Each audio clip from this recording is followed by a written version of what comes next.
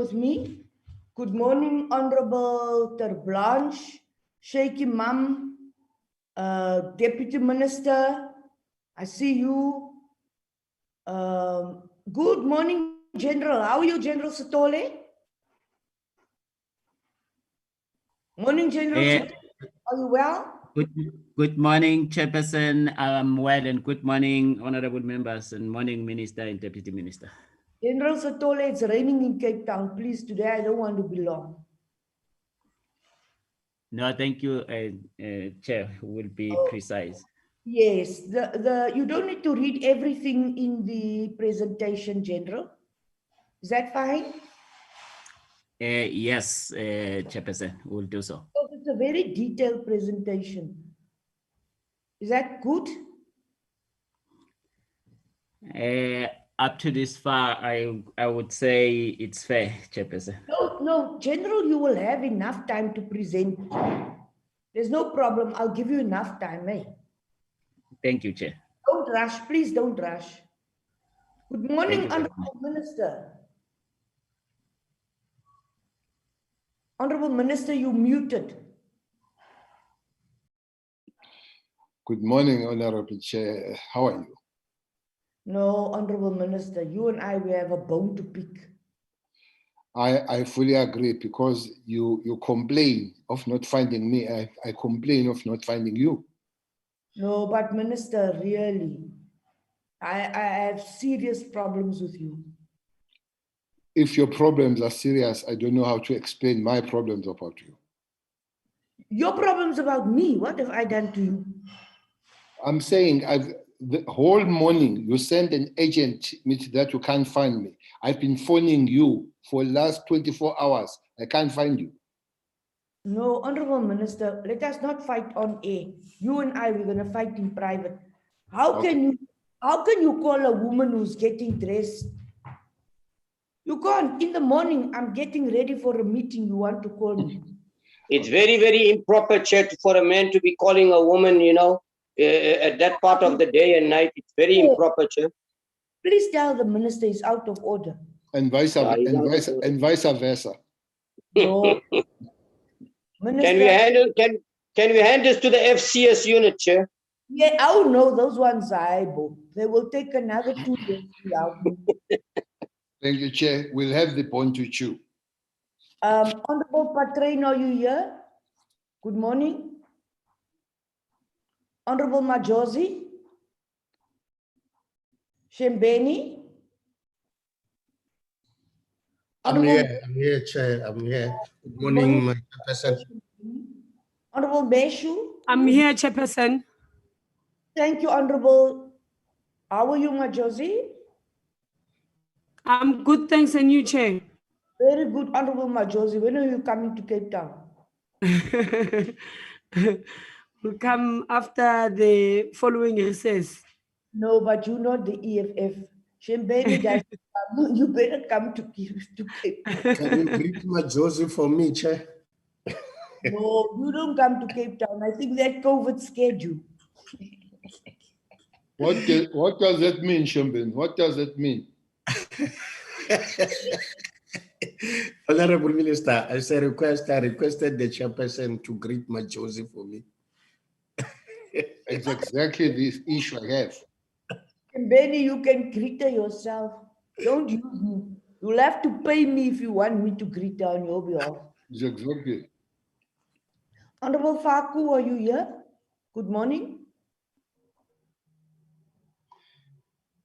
Good morning, Honorable Chair and all members, and the Minister and the police delegation. Thank you, Honorable Meshu. Honorable members, I think I now, after greeting all of you, I do have a quorum. Sorry, Chairperson, but it seems I'm not on your screen, but I am here. Honorable Groenewald, why don't you wait until your name gets called? Well, sorry, Chair, it sounds as if you are going to continue with the meeting, but I am here. Good morning, everybody. So, Are you feeling lonely today? say again? Are you feeling lonely today, Honorable Groenewald, because I didn't mention your name? Yeah, well, it's not so lonely, but I'm just worried you sidetracking me. That's the problem, Chair. No, Honorable Dr. Groenewald, I welcome you. I was going through the list, Dr. Groenewald, so please don't worry. No problem. I have the greatest respect for you. The one that I was going to speak about is Honorable Mapatsu. Why is he late today? Where's my whip? Chair, he sent a message that he's having difficulty getting into the meeting with the link, so I've already sent it, so he might come onto the meeting. Thanks. Dr. Kinis, who asked you to speak? Dr. Kinis, Yes, Chair. are you the content advisor or are you the secretary of this committee? I'm the advisor, Chair. Thanks. Why are you dealing with apologies? He sent me the message, Chair. Thanks. Thank you very much, Dr. Kinis. Honorable members, I have a quorum. Good morning, honorable members. Good morning, Minister, Deputy Minister. We are joined by quite a number of people. I don't know who they all are. The meeting is open to the public. So welcome to those who are here. I was hoping that the whip would also be here by now because there's a number of housekeeping rules that I have to address before we start the meeting. Honorable Sheikh Imam, I have noted your message that you sent me in the chat group. Honorable members, as we welcome you, I have to state the following. Number Chair, one, I've you said the whip. Yes. Sorry, Oh, sorry. Okay. Honorable Mapatsu, we've been Yeah. waiting for you for half an hour. No, Why are you delaying? I didn't have the link, ma'am. It was mixed with this document. So normally they send the link on its own. Honorable Mapatsu, I thought you were now on board the fourth industrial revolution. What? My apologies, Chairperson. Please tell me, explain what happened to you. No, I got confused. I was looking for the link only for the committee. So it was with the SAPS documents. So that's when I got the link. Honorable Mapatsu, confusion is not an excuse. Confusion is not an apology. Okay. I apologize without any reservation. The only thing you must do, apologize. Good morning, honorable members again. Now the whip is here. Honorable members, before we start, I have invited Treasury, National Treasury. The Director General of Treasury is on the platform.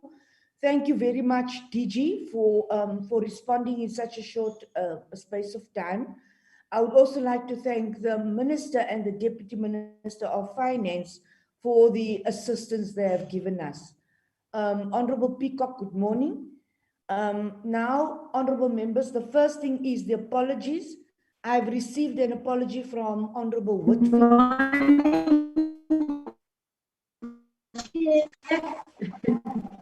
Honorable Peacock, your network is very bad. May I suggest you find a place where you have a better network, please? Honorable Peacock? I did for today's chair. Somewhere else. Yes, Chair? Yeah, now you sound a bit better. Let me... All right, thank you. DG Dondo Mohajani, we'll take your item first and you'll do the presentation of the SAPS. I hope you all received the Treasury presentation. We sent it to members and we sent it to SAPS. Babawa, do we have further apologies?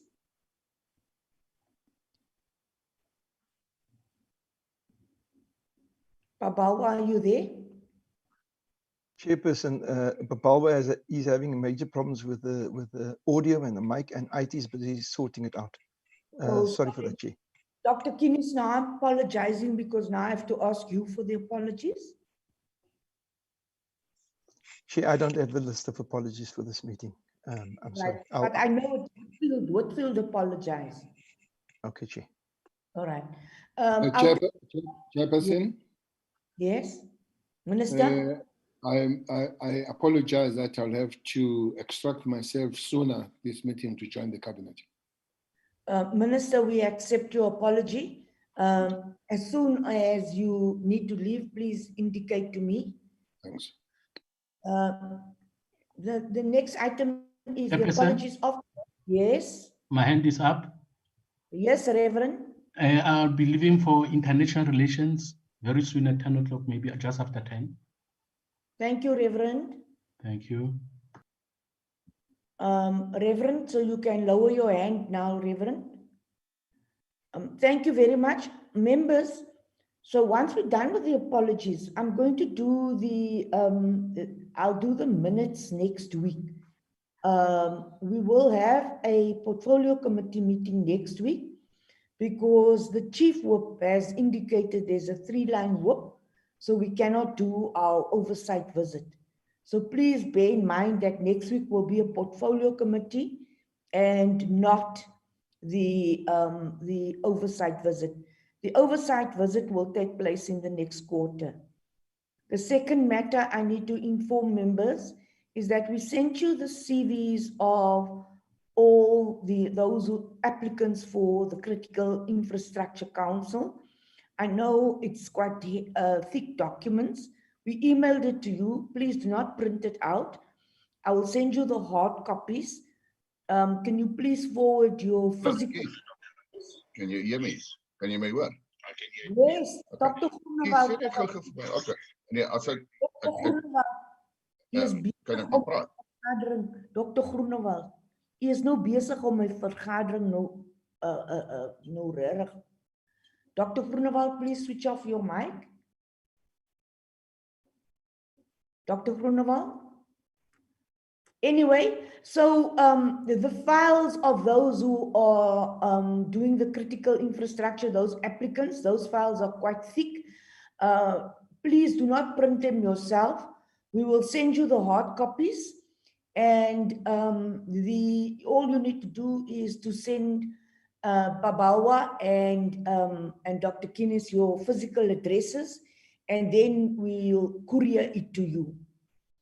Lastly, honorable members, we will have to do the shortlisting of the Critical Infrastructure Board so that we can do their vetting before we do the appointment of the Critical Infrastructure Council.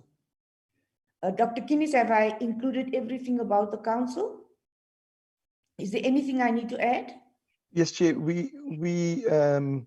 There's a proposal that we sit during the recess to do the shortlisting with the committee, Chair. Because the committee must do the shortlisting. Thank you, Chair. Yes, I've told them that we'll call them during recess. Unfortunately, it's going to be a long process. So we'll call you during recess to do the shortlisting, and then we will be able to do the interviews. Do you accept that, honorable members, that I'll call you during recess? Honorable members, I will call you during recess. Is that okay with you? Okay, Chairperson. That's fine, Chairperson. Okay.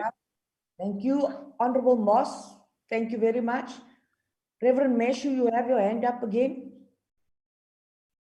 Chairperson, do you have an idea more or less which date you will be calling us back? I'll inform you well in advance. For the latest next week, you will know when the meeting to do the shortlisting has been confirmed. Thank you. As soon as I have the approval of the Chief Whip and the Chair of Chairs, I shall inform all members. Thank you, Chairperson. Honorable members, that takes care of the housekeeping.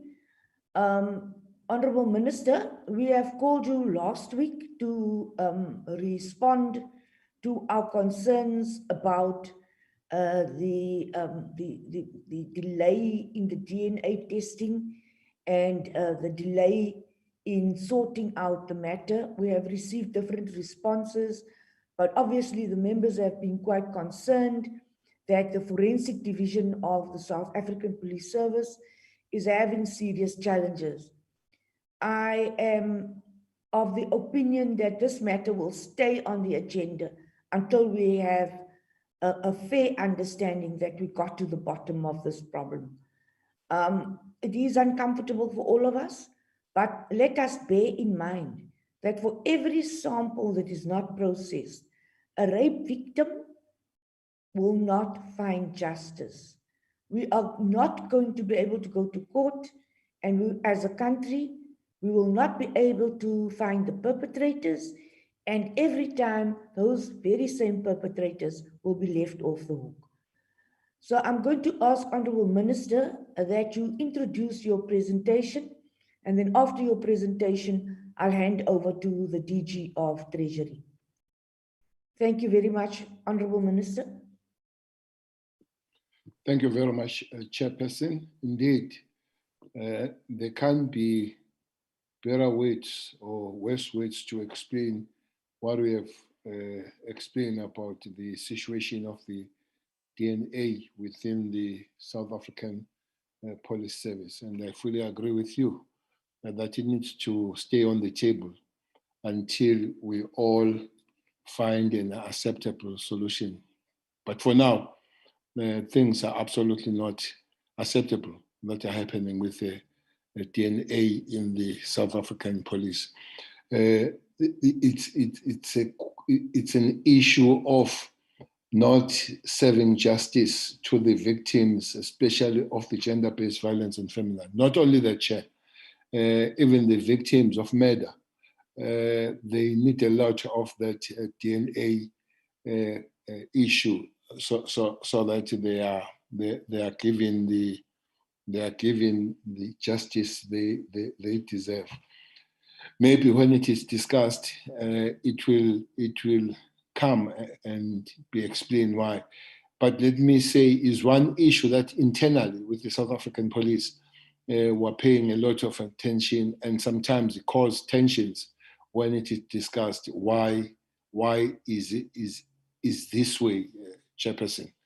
The question would be resources. The question would be supply chain. All those things, one has made a call that they should be fixed.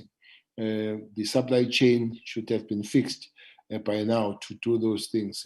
Chairperson, the finances, we tried.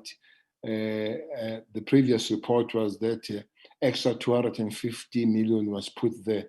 I'm told that only 30% of that amount has been used up to this point.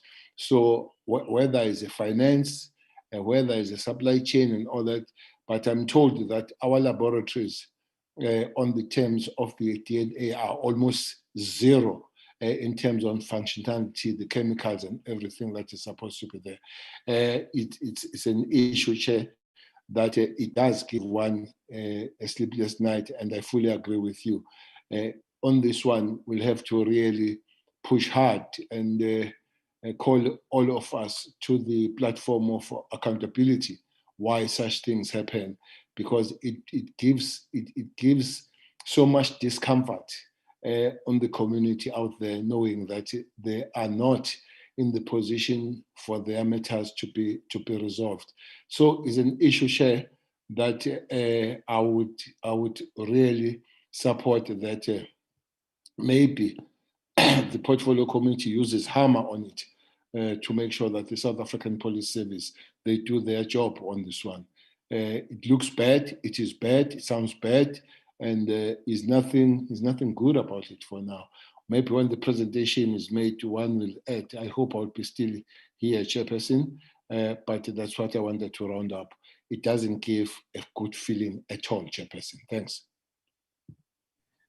Thank you very much. Honorable members, on this matter, I have received calls from the Chief Whip, from members of Parliament, and as a portfolio committee of police, we have to respond because the country and the president has spoken about the second pandemic, which is the pandemic of gender-based violence.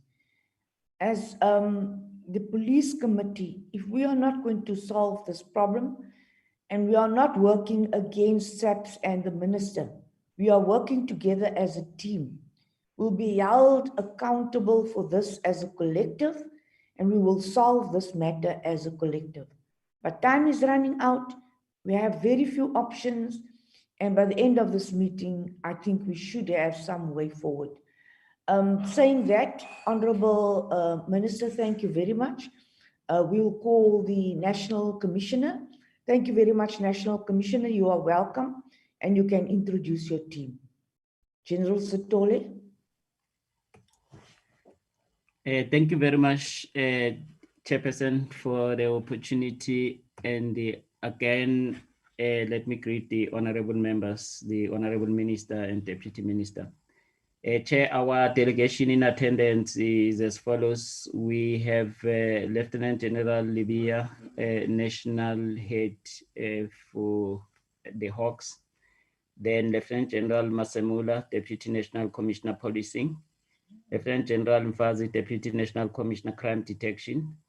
Lieutenant General Reid, Acting Divisional or Divisional Commissioner, Acting Deputy National Commissioner Support Services and Divisional Commissioner for Supply Chain. Lieutenant General Dimpane, the CFO. Lieutenant General Khan, Divisional Commissioner Legal Services.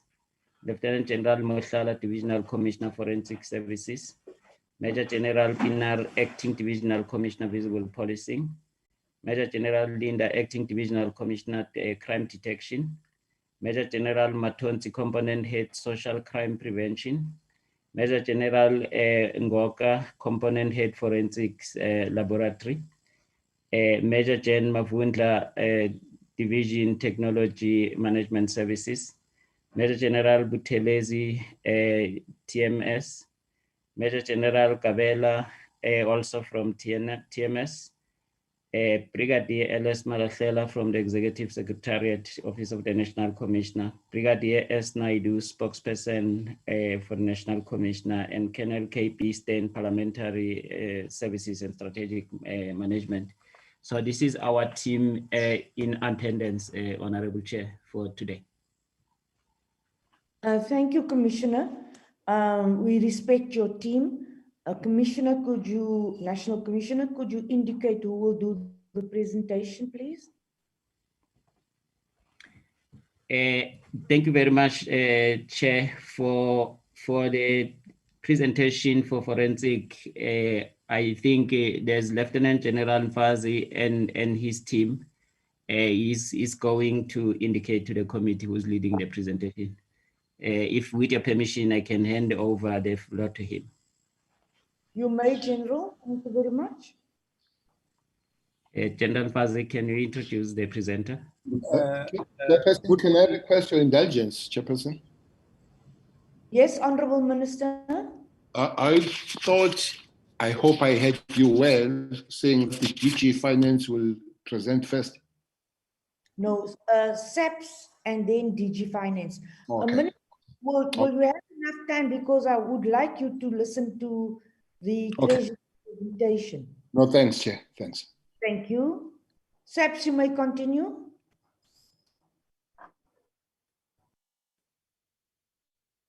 Thank you, Honorable Chair, the Minister, General Peggy Tele, Deputy Minister, National Commissioner, and my colleagues.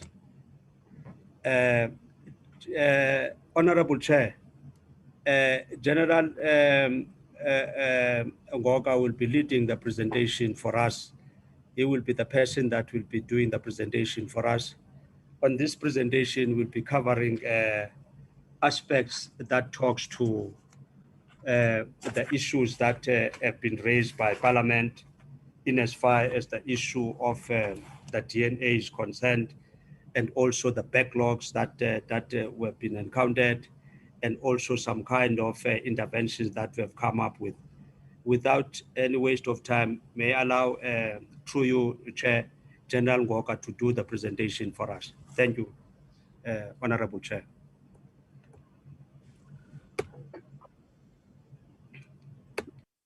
Thank you, General Mfasi. Greetings to the chairperson the Minister of Police, Deputy Minister of Police, all protocol observed. My presentation will talk to the progress to the portfolio committee, implementation of the division for the period 12 November 2020 to 5 March 2020. The outline will be as follows. We'll talk to the purpose, the progress report, implementation of the turnaround strategy, speak to the progress on DNA backlog, critical factors, and the way forward. Next slide, please. Next slide, please. The purpose is to provide progress report to the portfolio committee on police and implementation of the turnaround strategy. Thank you. Next slide, please. Next slide, please. The first deliverable is to facilitate the optimal use of the forensic services and products to the clients. By clients, we talk to the visible policing detectives and the courts. Progress report, it goes as thus. 4 forensic awareness were conducted.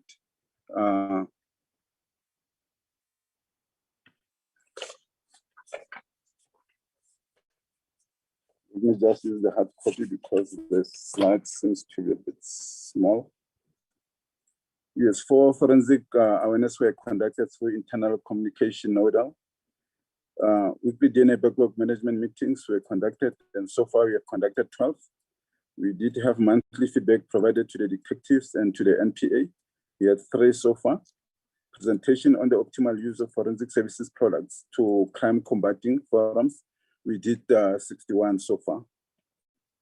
Next slide, please. The next deliverable will talk to the optimize the financial and SCM processes, supporting the provision of forensic services. Division Forensic Services operational budget has been increased. My apologies for interrupting you. Can we have this a better, what you are doing now? You're giving me a very small presentation here. You know, I'm at that age where I need spectacles. No, please, man, this is still not right. I have bifocals, I can't see this. General, can we try to enlarge the presentation? Can we go on full blown? Yes, please, General Satole, you are correct. You know, some of us, we need spectacles.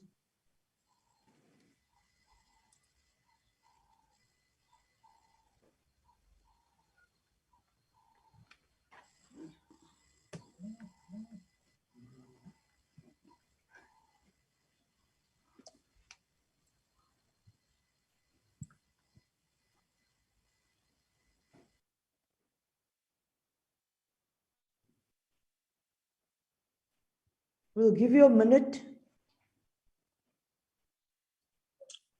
Thank you, Chairperson. Yes, you have a minute. Please correct it because we need to see the presentation properly, please. Thank you, Chairperson.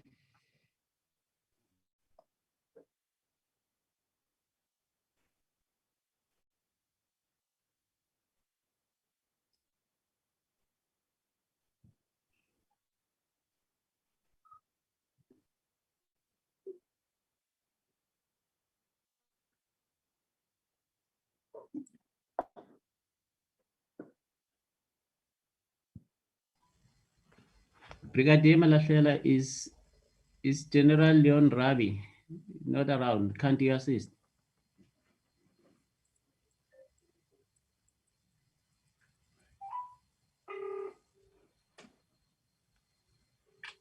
Let us continue because we may miss the minister. Let us continue. Thank you, Chairperson. I was talking to the baseline budget, which has been increased with 250 million. It moved from 317 million to 563 million. Funding certificates were submitted to the supply chain management on the 28th of the 5th month, 2020. To date, number of contracts awarded, 13 contracts, and they're well articulated on the presentation. I'm not going to go through each one of them. Going to the next slide, I'll talk to the optimizing the financial and SCM processes, which is the same deliverable. Here, what I would like to say is number of contracts to be awarded is 2, which will serve at the BW Adjudication Committee, and that was done on Monday. And number of contracts we are ready for evaluation is 8 of them. Most importantly, the Eastern Cape laboratory contract was advertised for 14 days and currently awaiting appointment of engineers. The building will have to be converted to accommodate the establishment of a manual and semi-automated DNA processing system. Those are the details of the Eastern Cape lab. Talking to the dedicated overtime, 18,500,000 was allocated to Forensic Science Laboratory for prioritization of the DNA backlog processing project.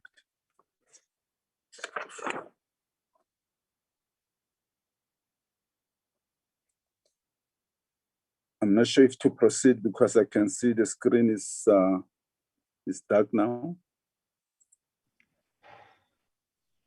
I think you should, we've lost your presentation. Okay, I'm talking from the hard copy, Chairperson. I Yes. didn't want to lose you. Can I proceed? The problem is that the members of the public and the media do not have your presentation. There, you may continue. Thank you, Chairperson. I'm on slide 8 now. Can I say? We have slide 6 before us. Yes, let me go back to slide 6. Yes, slide 6, I was speaking about the increment on the budget baseline, which 250 million was injected, whereby we moved from 317 million to 563 million. I further spoke to the contracts that have been awarded. We have 13 contracts that have been awarded. They are well articulated. I'm not going to go through them for the sake of your time, Chairperson. Moving on, I'm talking to the number of contracts to be awarded, which is 2 of them, which were served to the BAC committee on Monday. That is the Monday we're just from. The number of contracts which are due for evaluation stage, there are 8 of them. I further spoke to the Eastern Cape laboratory contract, which was advertised for 14 days and currently awaiting appointment of engineers. The building will have to be converted to accommodate the establishment of a manual and semi-automated DNA processing system. I further spoke to the dedicated overtime, which is 18,500,000, which was allocated to Forensic Science Laboratory for prioritization of the DNA backlog. 12 weekly management contract meetings and for procurement have been conducted to monitor the progress on procurement of files and outstanding contracts.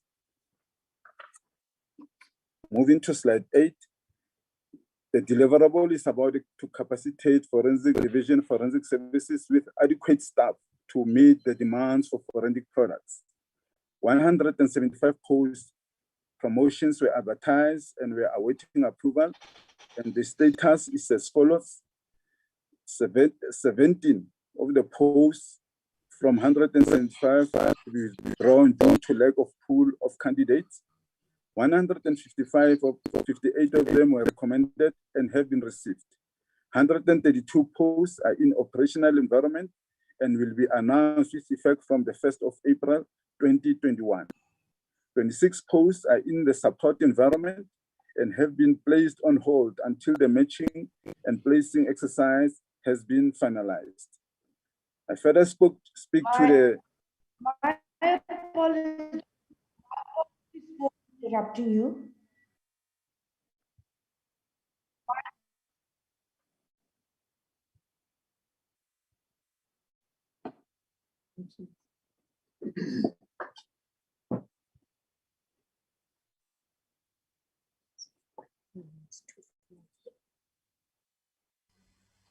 Chair, can we proceed?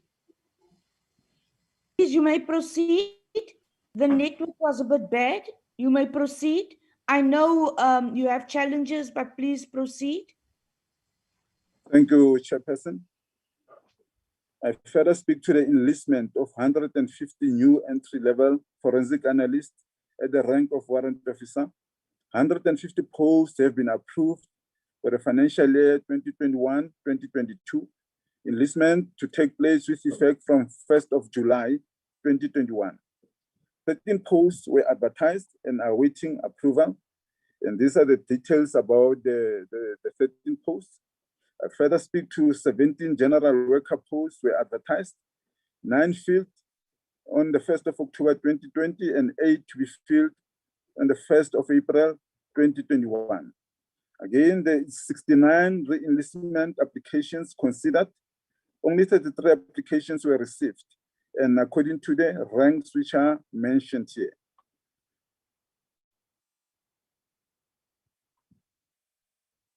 Going to the next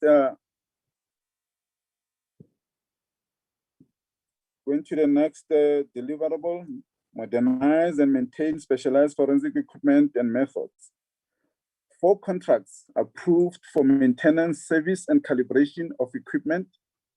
Two of the contracts is for Raman spectrometer, which deals with the drugs, supply and delivery and installation of water purification system, which talks to the preparation of reagents, and manufacturing, supply, and fitment of customized steel canopies. This is for the vehicles for the crime scenes. Still on slide 9.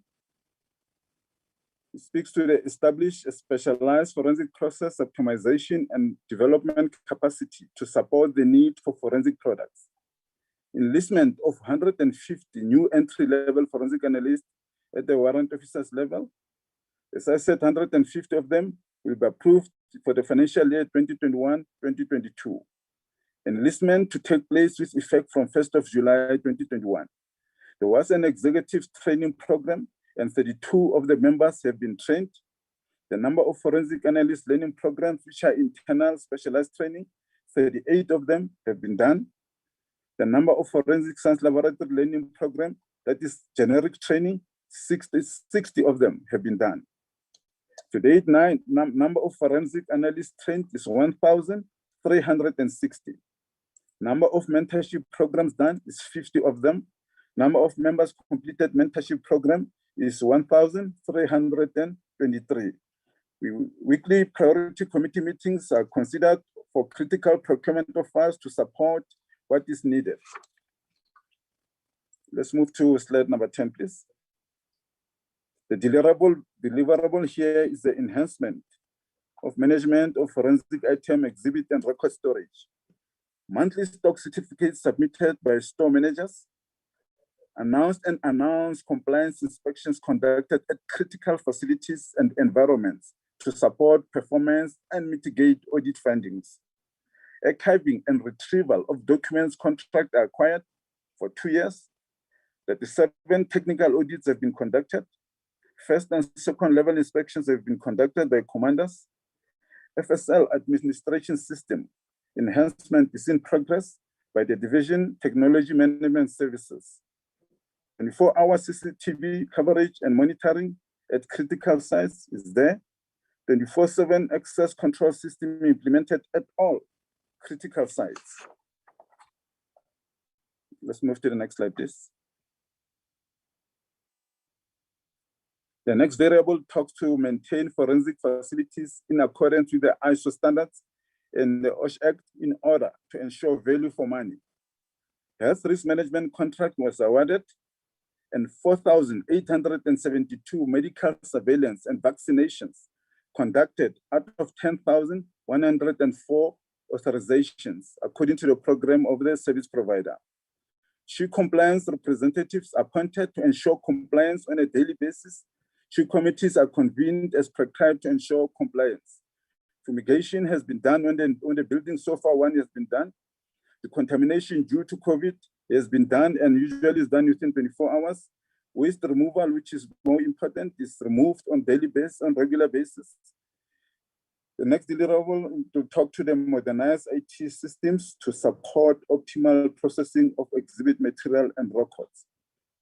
Forensic Services has 20 systems to provide the modernized IT system support to the environment. FSL admin system enhancement by division TMS and CETA is underway.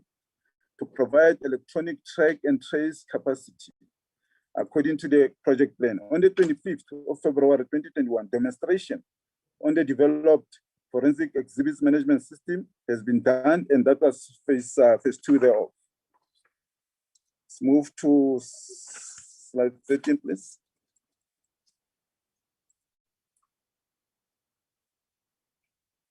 Chairperson, on the left-hand side, these were the plans that we spoke to on the first meeting. What I'm going to do, the plans will remain as static as it is. Nothing has been changed. I'll talk to the progress report, which is on the right-hand side, with your permission, please. Looking at the biology and assigned entries, which DNA headquarters is status, which is cases that are not assigned, they were 14,057. The status now, as at February the 10th, the cases are now moved up to 23,294, which means there's an increment of 9,237. Looking at the reference index, the cases are now 43,892. There is an increment of 824. The situation is a short-term plan for the 2 quantification kits. These quantification kits, those are the kits that are outstanding for the profiling of the DNA to take place. Today, they have received for the 2 quantification kits which are approved, 35 of them have been given to Pretoria and 7 of them have been given to Western Cape. This is done on quotation basis. For the medium term, a request for 4 million for quantification kits is pending Treasury outcome to sustain Pretoria and Western Cape for a period of 3 months.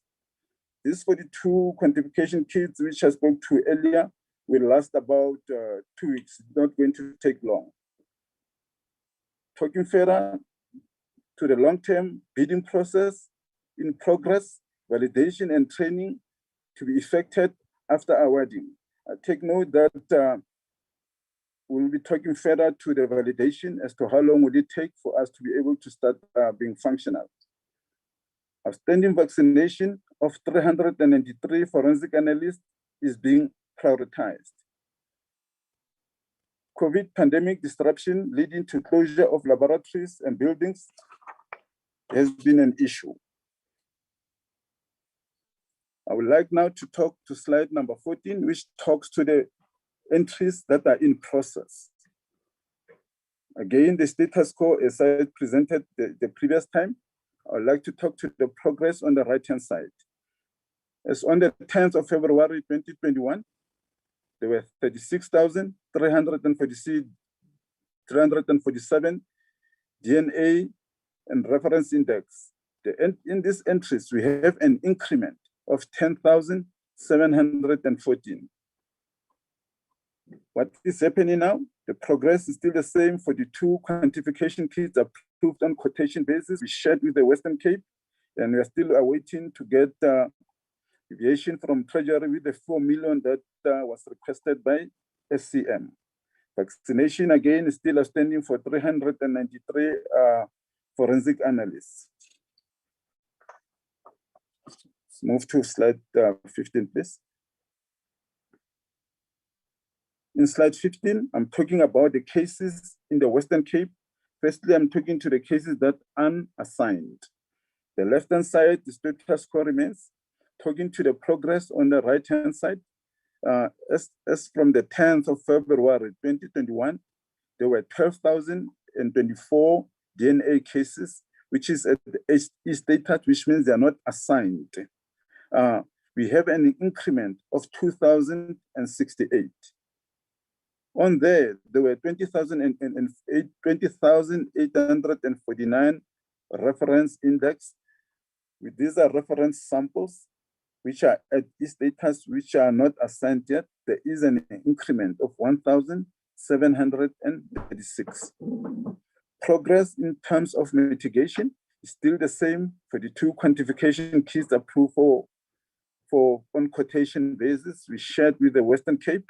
And again, the story with Treasury in terms of asking for deviation in terms of 4 million, is the status quo still remains. In terms of vaccination, 393 analysts still has to be vaccinated, and that is being prioritized by the company that's doing their vaccination to the members. Can you move to slide 16, please? In slide 16, Chairperson, we are talking to the cases at the Western Cape, cases that are in process. Again, on the left-hand side, status quo remains. Progress so far, we are at 28,869 DNA cases, which are at the processing stage. We have an increment here as well. The increment is 14,936.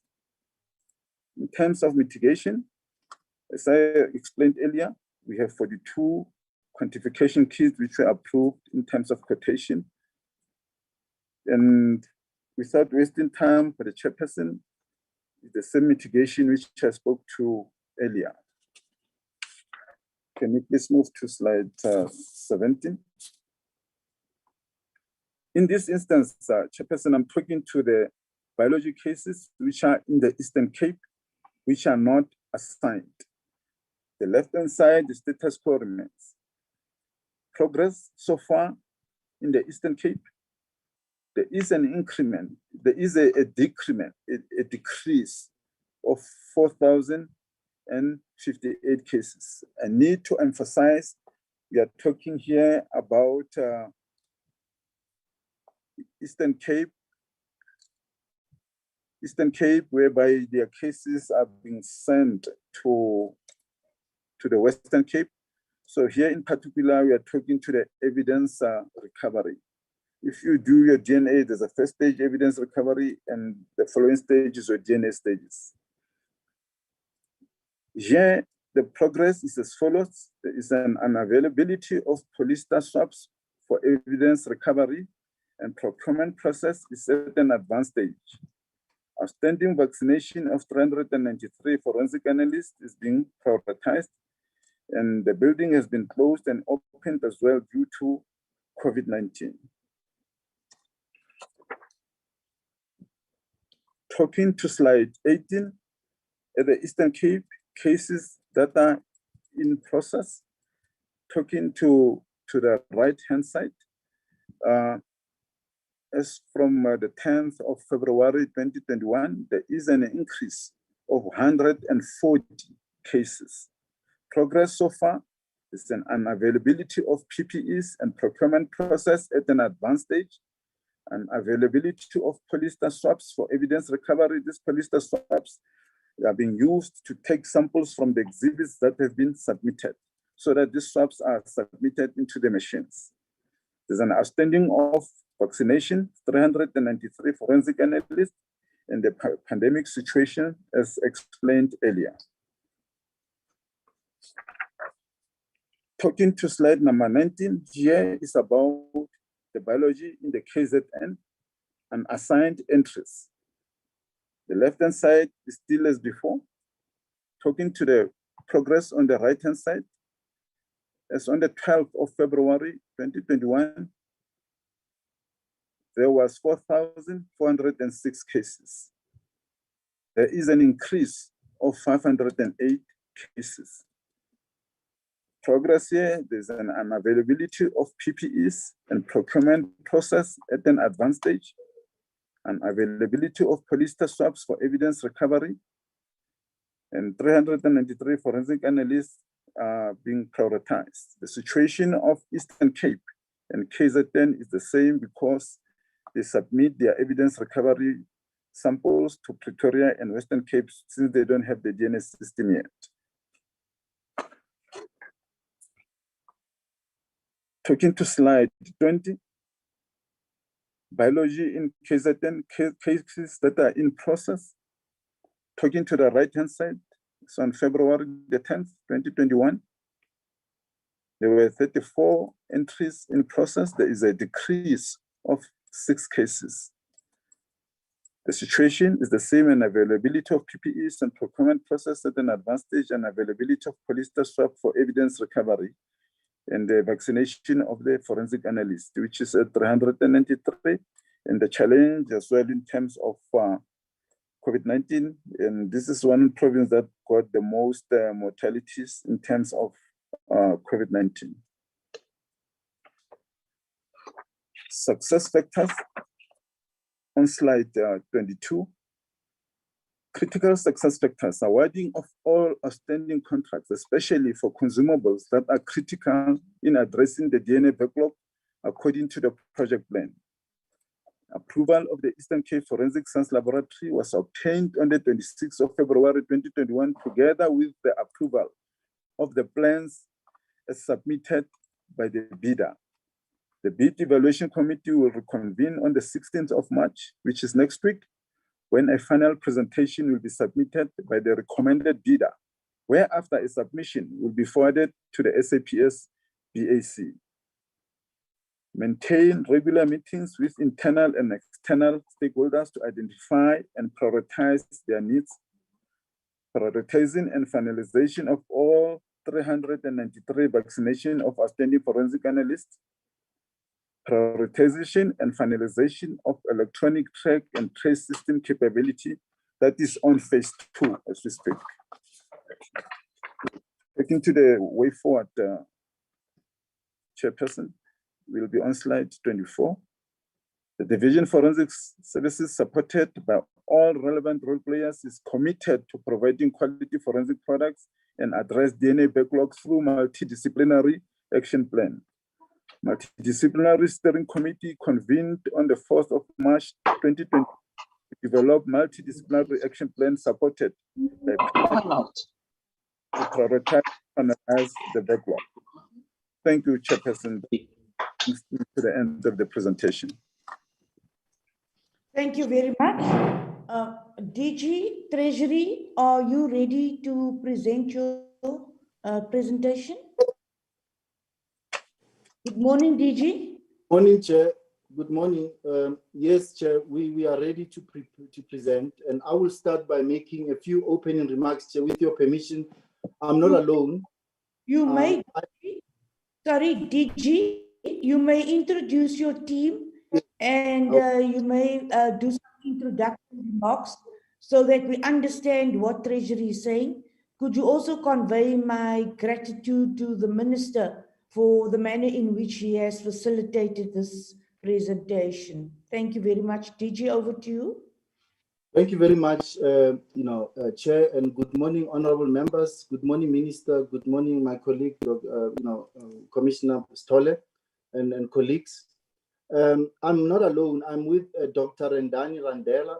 Dr. Rendani Randela is the budget analyst responsible for this sector, in particular the police, with his team.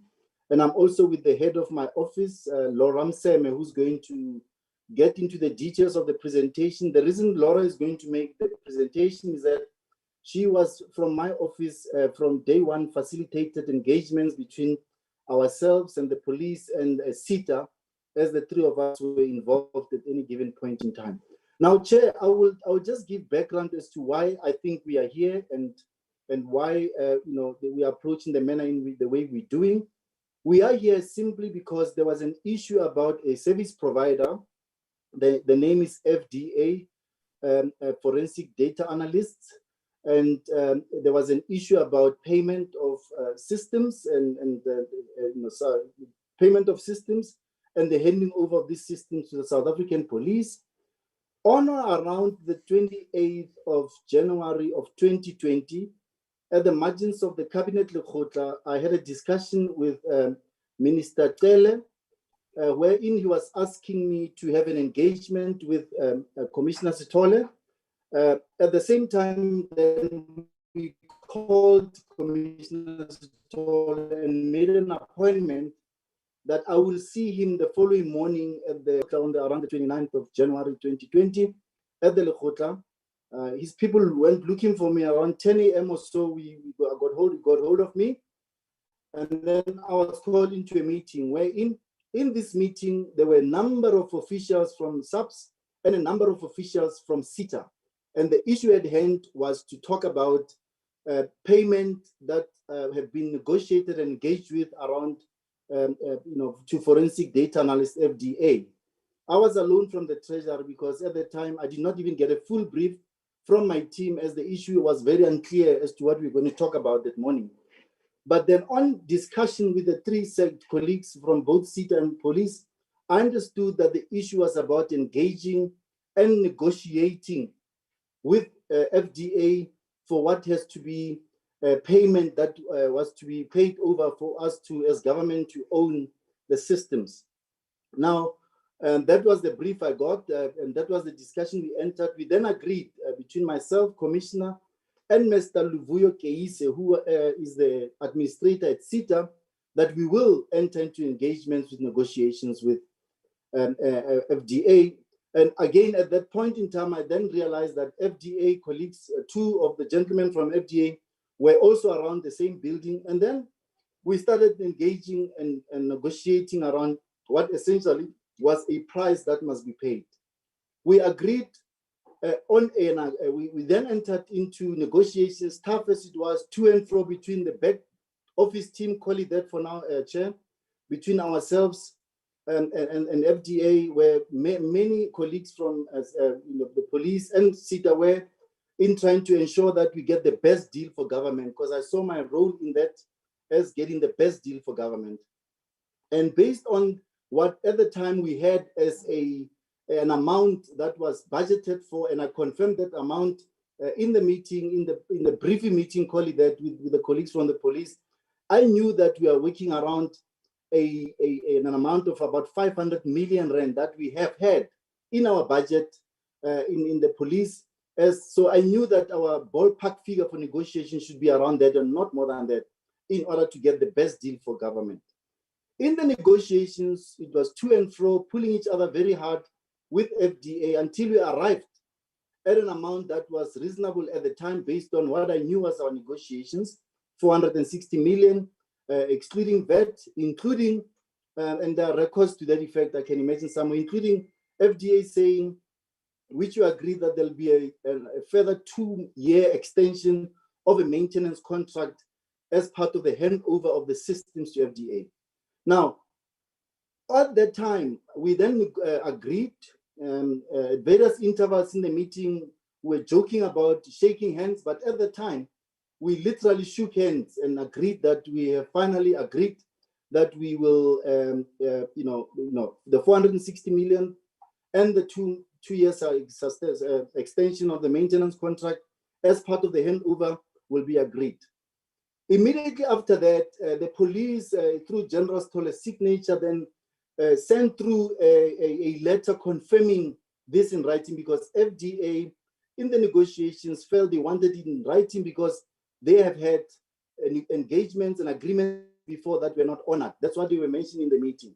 And I must hasten to say, the Chair, that at the time, Treasury or myself got involved in the engagement, at that level, conversations around payment were ongoing for some time between themselves and SETA. So the issue did not start on the day.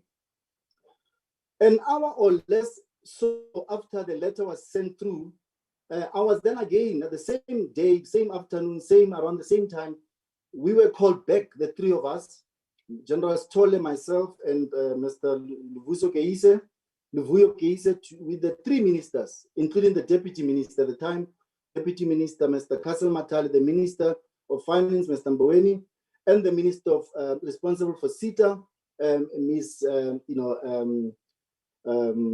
Stella Ndabeni, who was also part, Ndabeni Abrahams, who was also part of the engagements. At the time, the ministers questioned how can we, and Minister Taylor was actually leading the conversation, said, how do we agree on an amount like that when there was another value fair assessment that was done? Caught off guard at the time, of course, because what I was not aware, and I didn't have a full briefing, was that GTech, which necessarily is not Treasury per se, but GTech is a component of the National Treasury, is a government company in the Treasury. They've got obviously different processes and so on. GTech had already started working on a fair value assessment on behalf of the police. And at the time, they had come to an amount which was much lower than what we agreed. So we then agreed, we pleaded with the colleagues from FDA that we have just gotten this. We want to withdraw the letter. When I say we, in this case, it's government, including CETA, would want to withdraw the letter, but FDA was clear that you cannot withdraw the letter. What we need to do was then, I said, look, it's important that we recognize what the ministers requested us to do, which is engaging further on this thing. We duly did that, members of the committee, from the Monday thereafter, after the 29th, whereby I took charge of the process as Treasury and then coordinated all engagements that actually went on until very late in the year of 2020. What did we do in the process? And the report that Laura is going to come talk to will basically talk about what happened at the time. Many engagements, even on that day, what we also knew on the day that Monday was FDA was busy instructing their lawyers and also instructing the sheriff to shut down the systems. We were pleading with them because I understand the veracity and understood from the engagements and negotiations that switching off the systems will actually be a detriment to data, will be a detriment to what the systems were used for. And I was scared without even understanding and knowing the implication of them switching. So all we could do was to plead with them and take in charge of the process and say, we are starting an engagement. We understand what GTEC has done.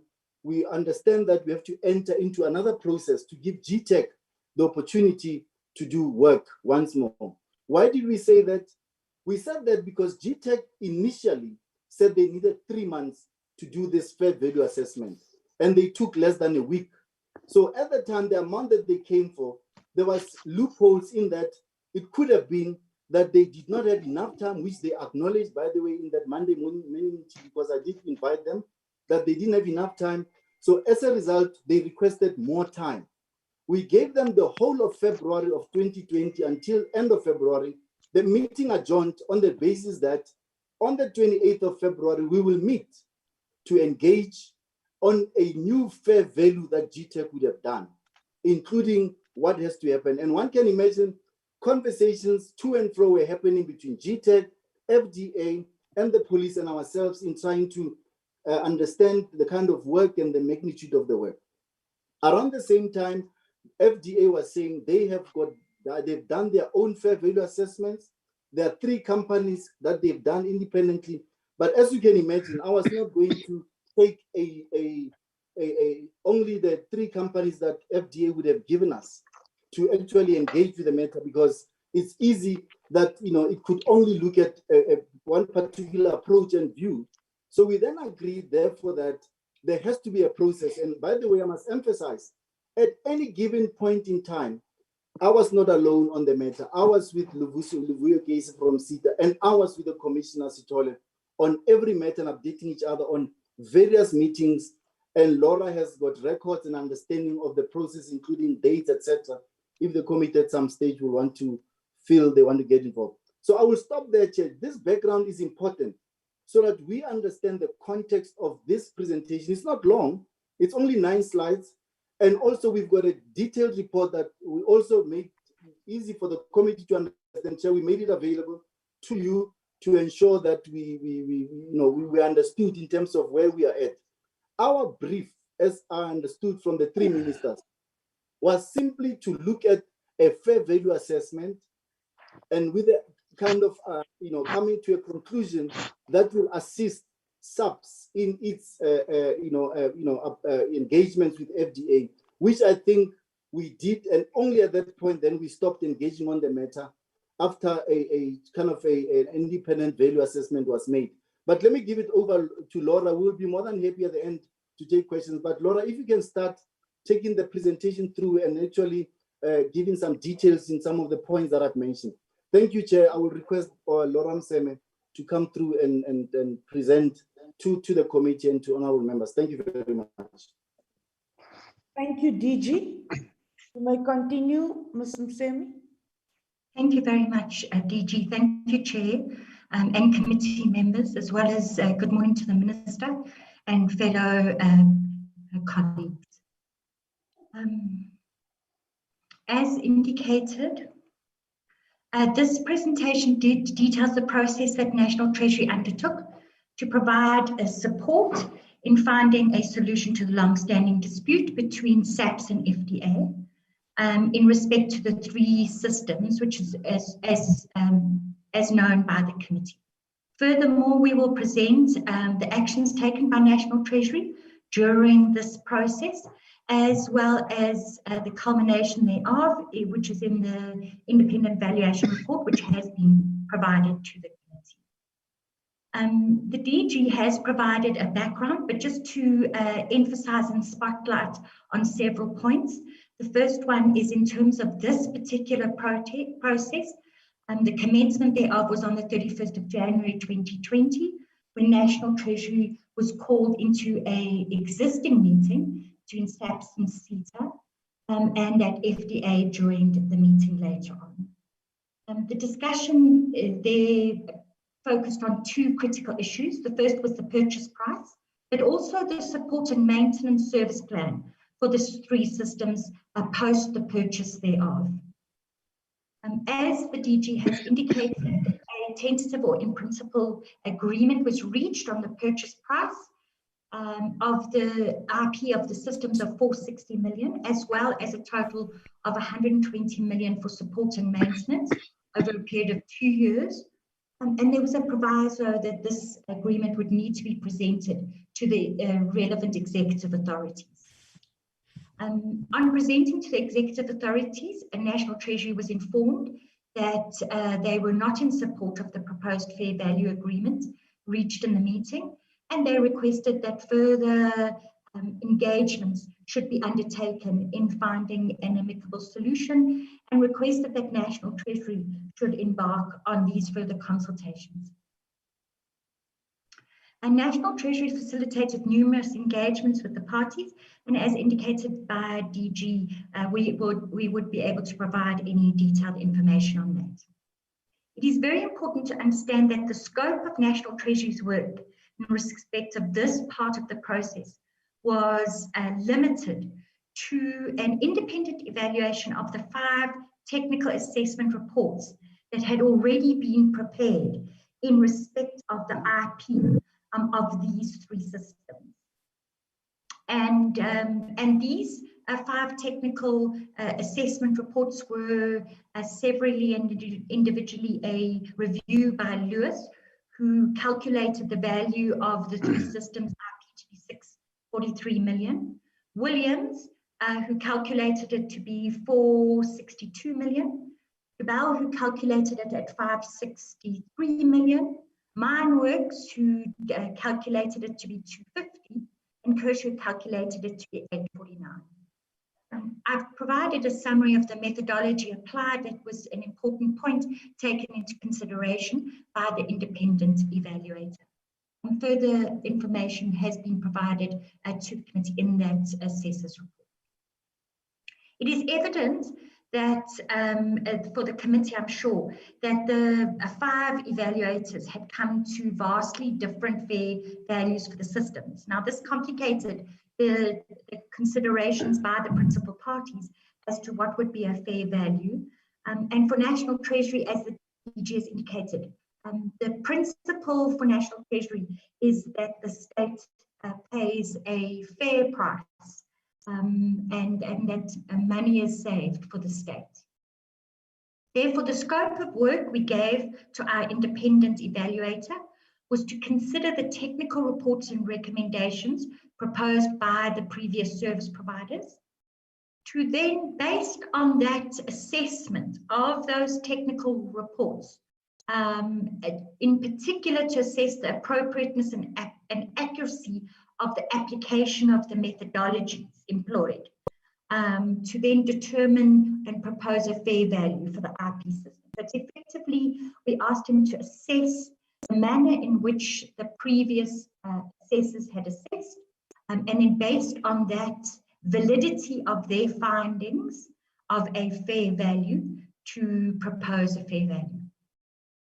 The independent assessor was asked to provide a report with recommendations on his proposals, as well as to provide us with the technical evaluation of the systems that have been undertaken previously and the implications for SAPS.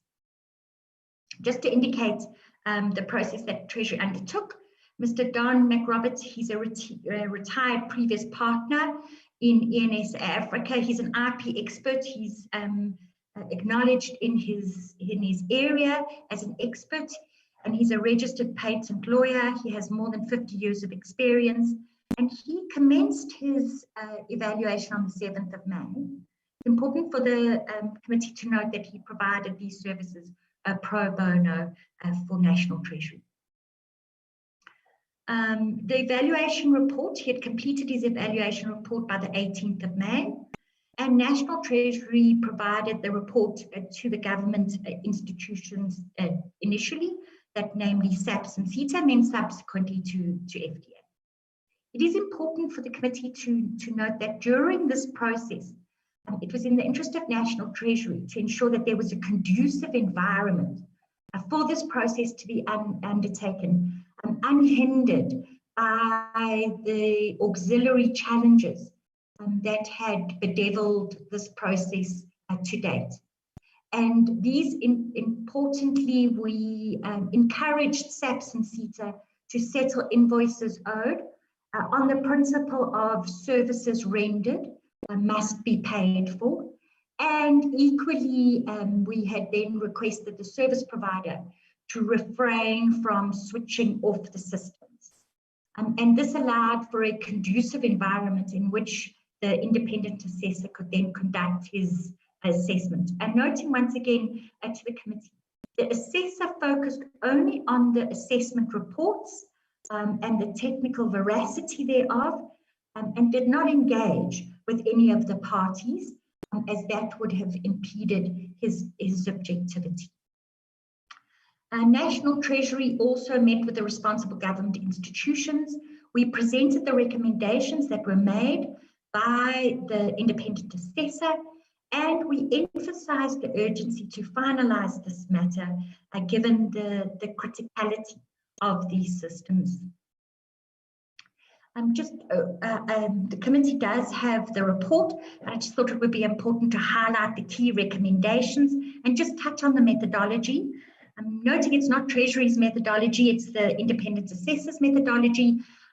So the total fair value for the system determined was 560 million. Justifications were provided in the, and recommendations were provided in the report that I'm sure the committee has had sight over. The assessor identified limitations of each of the assessments previously conducted by the appointed service providers.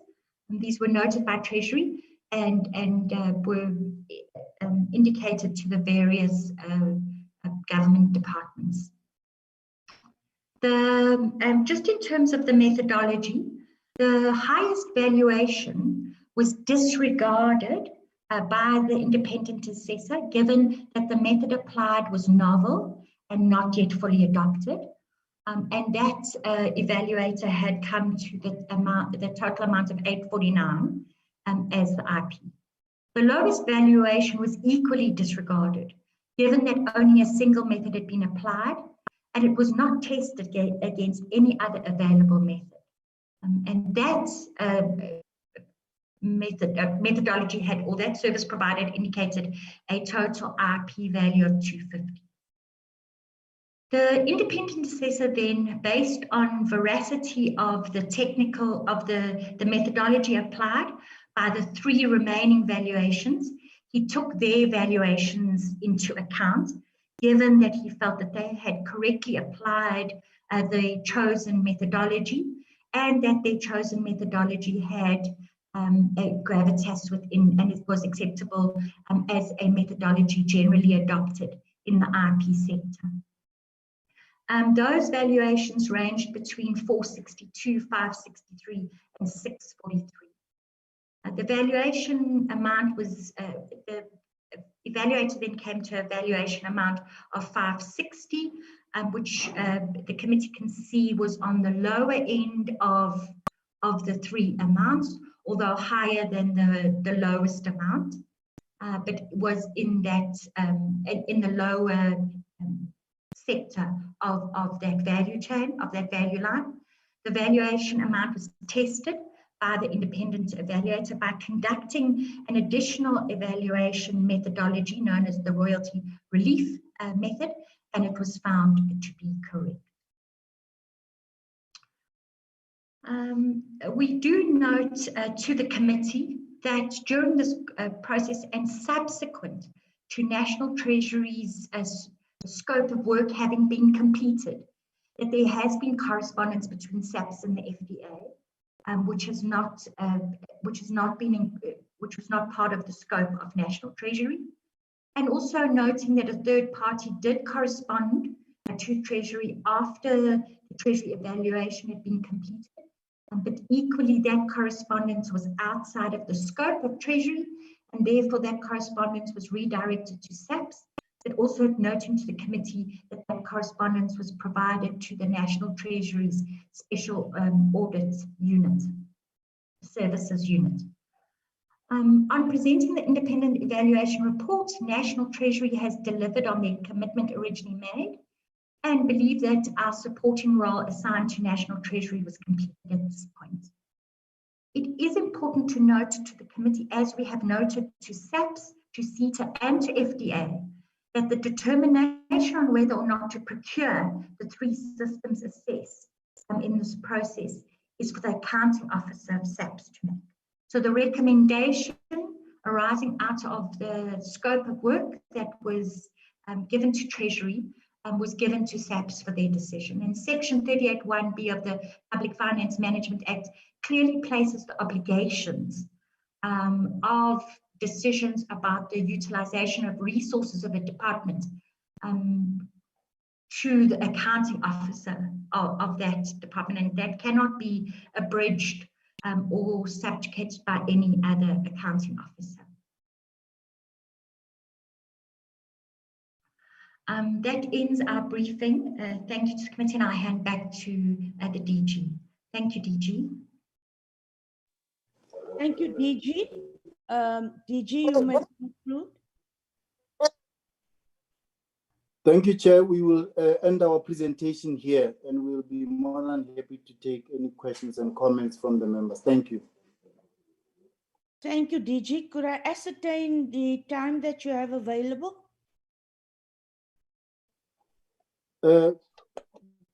Chair, we will make ourselves available throughout. I'm supposed to be in cabinet also, but I know our agenda in cabinet is coming a bit later. So at the time when I'm wanted in cabinet, I will then request that I be excused. But the 2 colleagues, Dr. Randela and Laura, will be available throughout the meeting. Thank you very much, DG, and thank you for assisting us. Honorable members, you have 2 presentations. I will allow you to respond to both the questions. Honorable Minister, I'll give you an opportunity right now.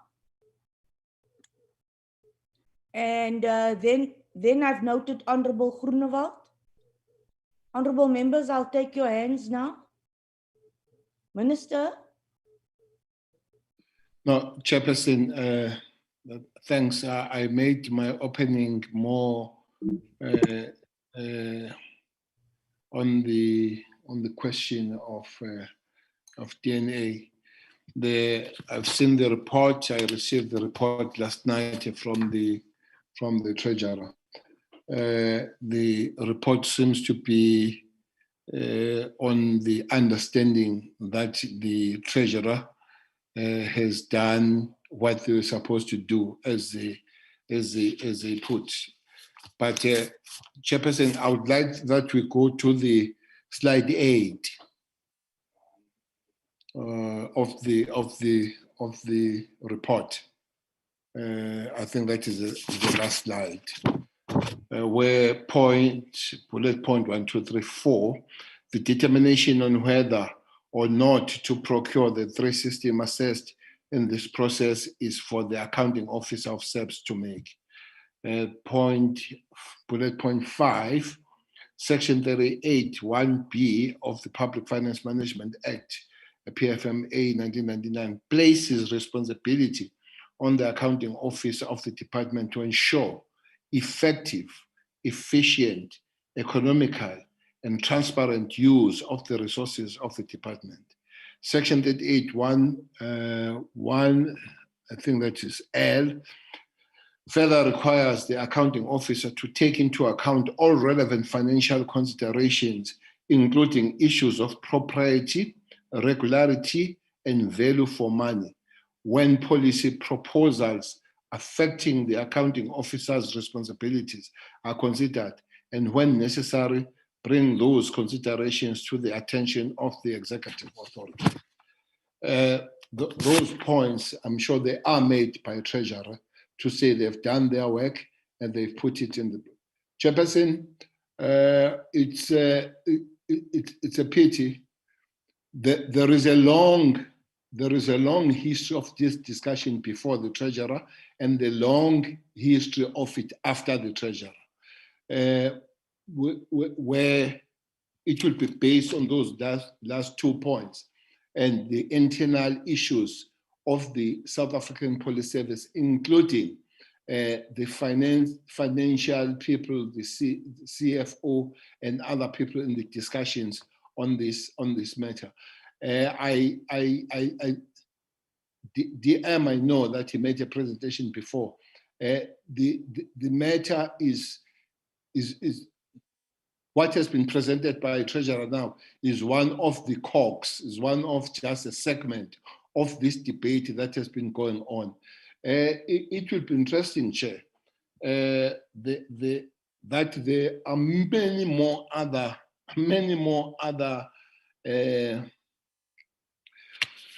prices that are put between these things. Sometimes they're 88 million, sometimes 120, sometimes 420, and all that kind of stuff.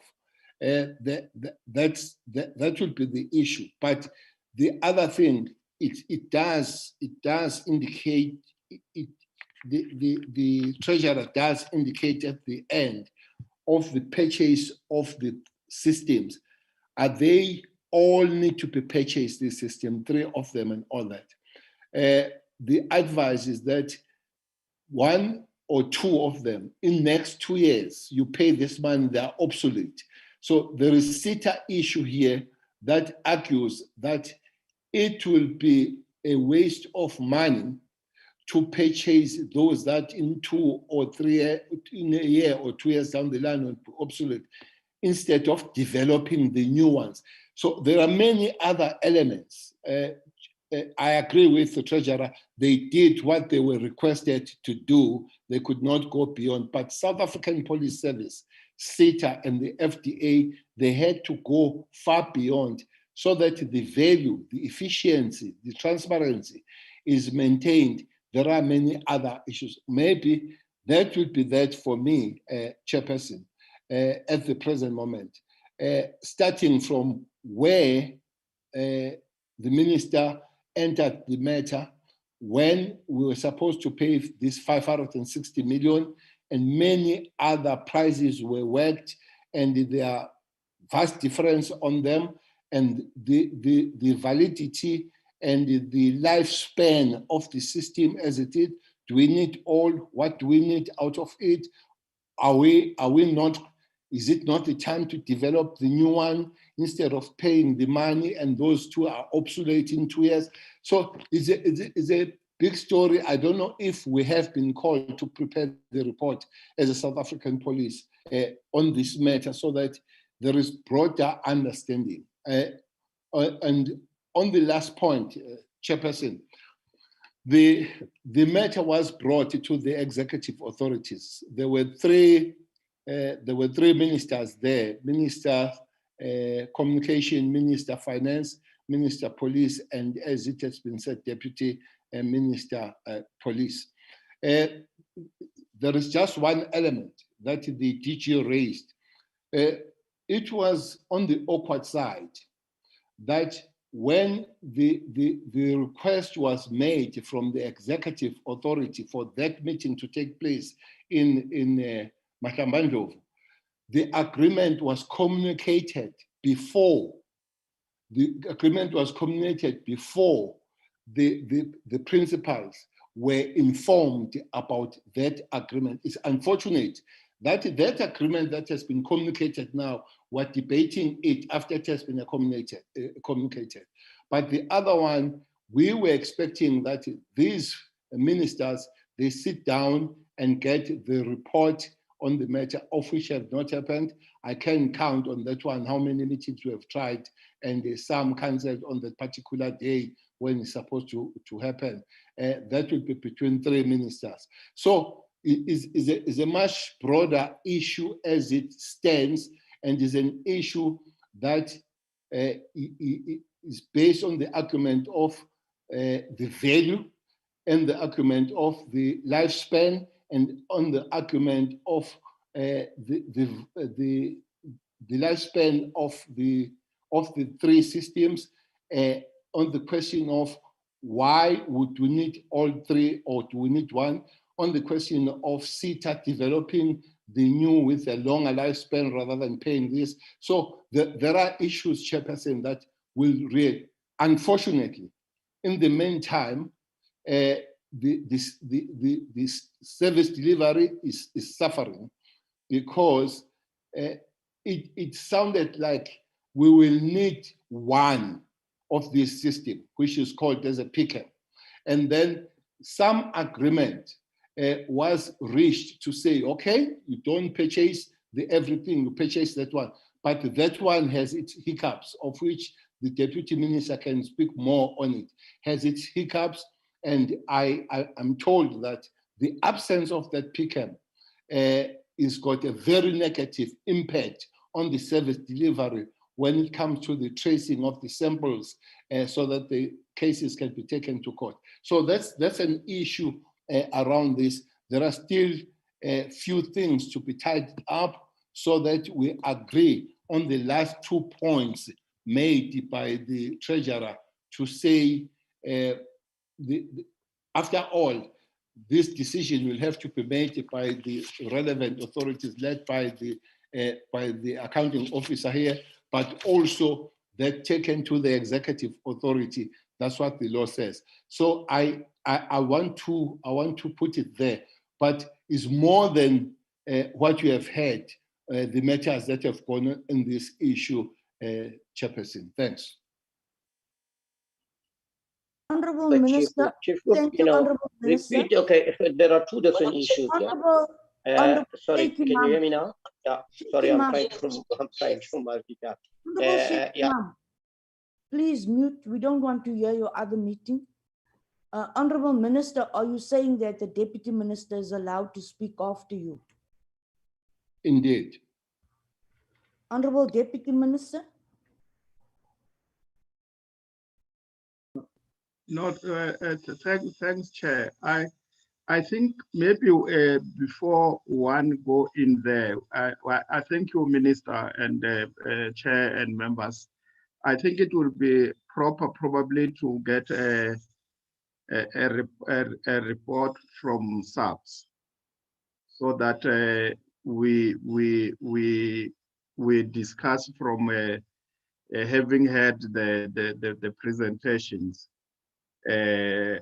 for us to be able to have a fruitful discussion. Yes, indeed, the Minister has explained that there are issues that came into play in the process of this, and I think it will be appropriate that the committee get an understanding as to where are we, what are the difficulties, because indeed DG Dondo Mogachani from Treasury has presented the processes as they have unfolded based on the request that the ministers made.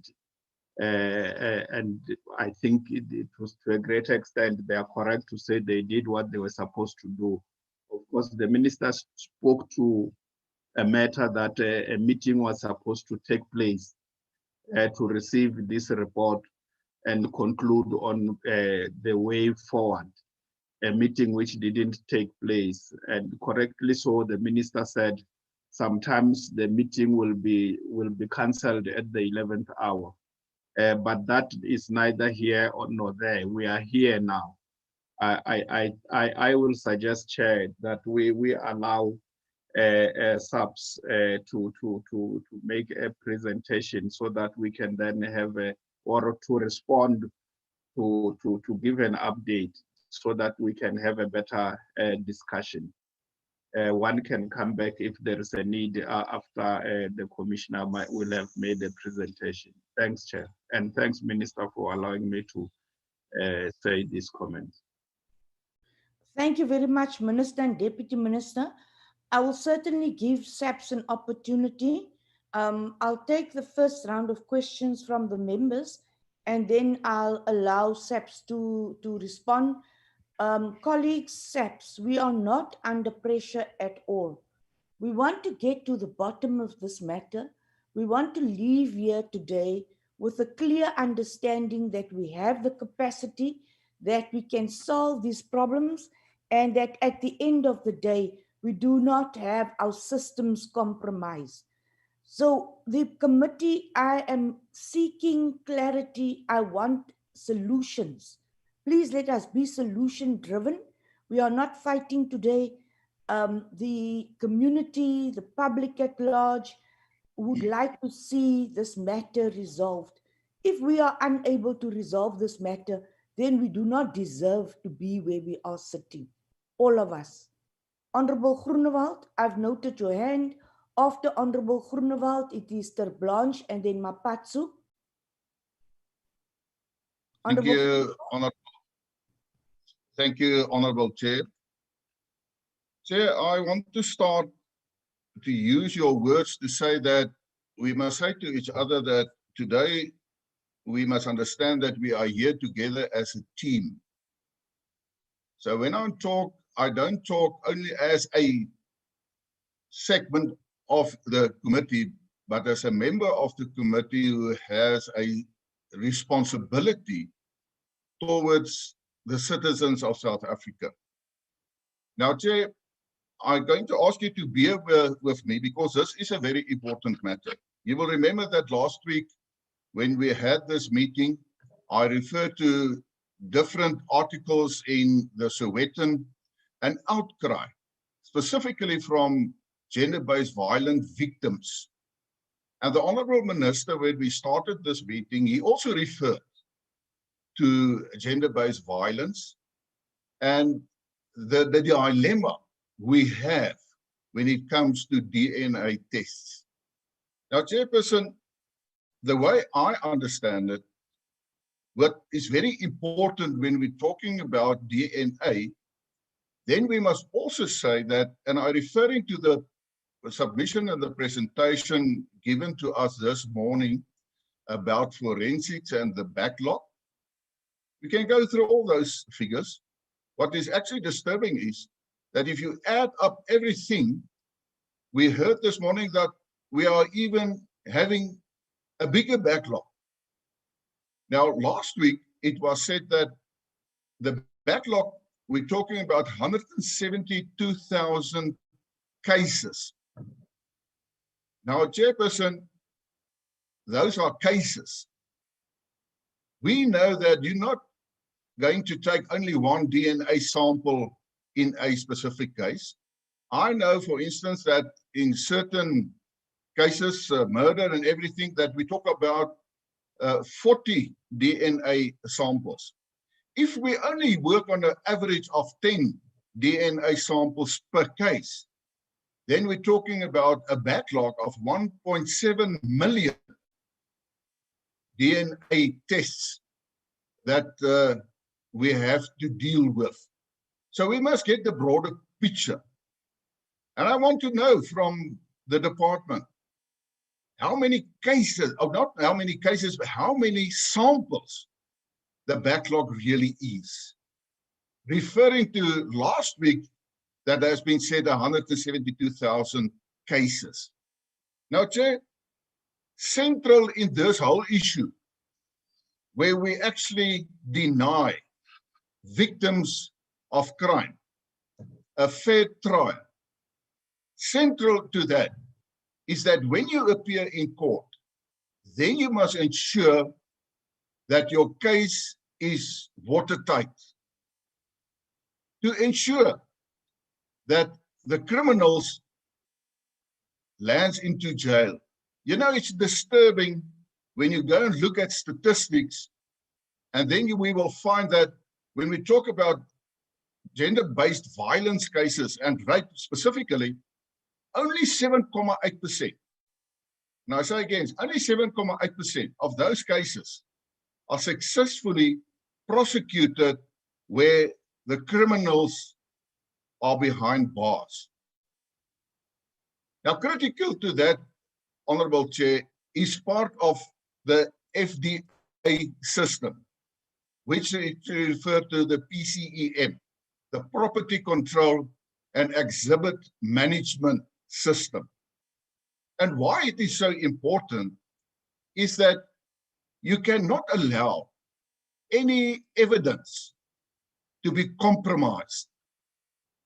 Now, the way I understand the PCEM system, which FDA has managed, is that it was watertight. For instance, it was biometric control that not everyone can just log into the system and compromise evidence. And that is most important. And I said last week, there's a great risk that because of the fact, and we must remember that that system is switched off at the moment. The whole system is now done manually. That compromises certain evidence, like, as I referred to, the Hartswater farmer case in the Mafeking High Court, where the attorney of the accused now is actually questioning the validity of the DNA tests and the whole chain of the dealing with that DNA test. It's a fact. It's a cases at the moment like that. So, Chairperson, I think what is central in this issue is FDA, Forensics Data Analysts, and the PCEM program, which also include, by the way, for our members to remember that the firearms permit system of the police is also part of this system. Now, Chairperson, what we are not told, and I want to give a background line of what is happening when it comes to FDA. FDA, Chairperson, delivered services to the South African Police Services since 2000, different services. So FDA is not a newcomer as far as the police services are concerned. But since May 2018, numerous negotiations took place between FDA, SAPS, and CETA, where different letters and proposals were made and everything. But then different litigations started against FDA by SAPS. Now, on the 31st of January 2020, Chairperson, a little bit more than a year ago, due and because of negotiations, a final settlement agreement with regards to the purchase of the intellectual property and the maintenance and support of the FDA system was reached. I say it was reached during a session at the Presidential Guest House. On the same day, NASCOM also sent a letter to FDA to confirm the agreement. So on the 31st of January, there was an agreement. Later that same day, after the letter was sent off of the agreement, then a letter was received to inform FDA that the previous letter is withdrawn, subject to further discussions with the Minister of Police and a fair valuation process to be conducted. So there was an agreement, and I want to know why then has it been withdrawn. Well, it appears that it was then said there must be fair value process. FDA agreed to that. And we had the presentation this morning from Treasury, where there was a fair value assessment done of 560 million. That's only, can I say, for the intellectual property. The price of FDA is 580 million. So it is a fair value price as far as the system is concerned. And then, Chairperson, later on the 30th of May, General Sitola, after the assessment, contacted FDA and verbally confirmed with FDA that he accepts the National Treasury valuation. He also requested FDA to submit an invoice of the agreed amount to enable SAPS to finalize the process and payment, which FDA did. And then, Chairperson, then suddenly on the 11th of August, FDA received a letter terminating any further negotiations as far as this agreement is concerned. So there were 2 times an agreement on FDA, an agreement with, and the price completely within the fair value assessment by Treasury. And I can ask Treasury, I also understand that the 580 million has been ring-fenced for this purpose. Now, Chairperson, I want to know, why do we have an approved system that does not compromise exhibits? It's biometric controlled.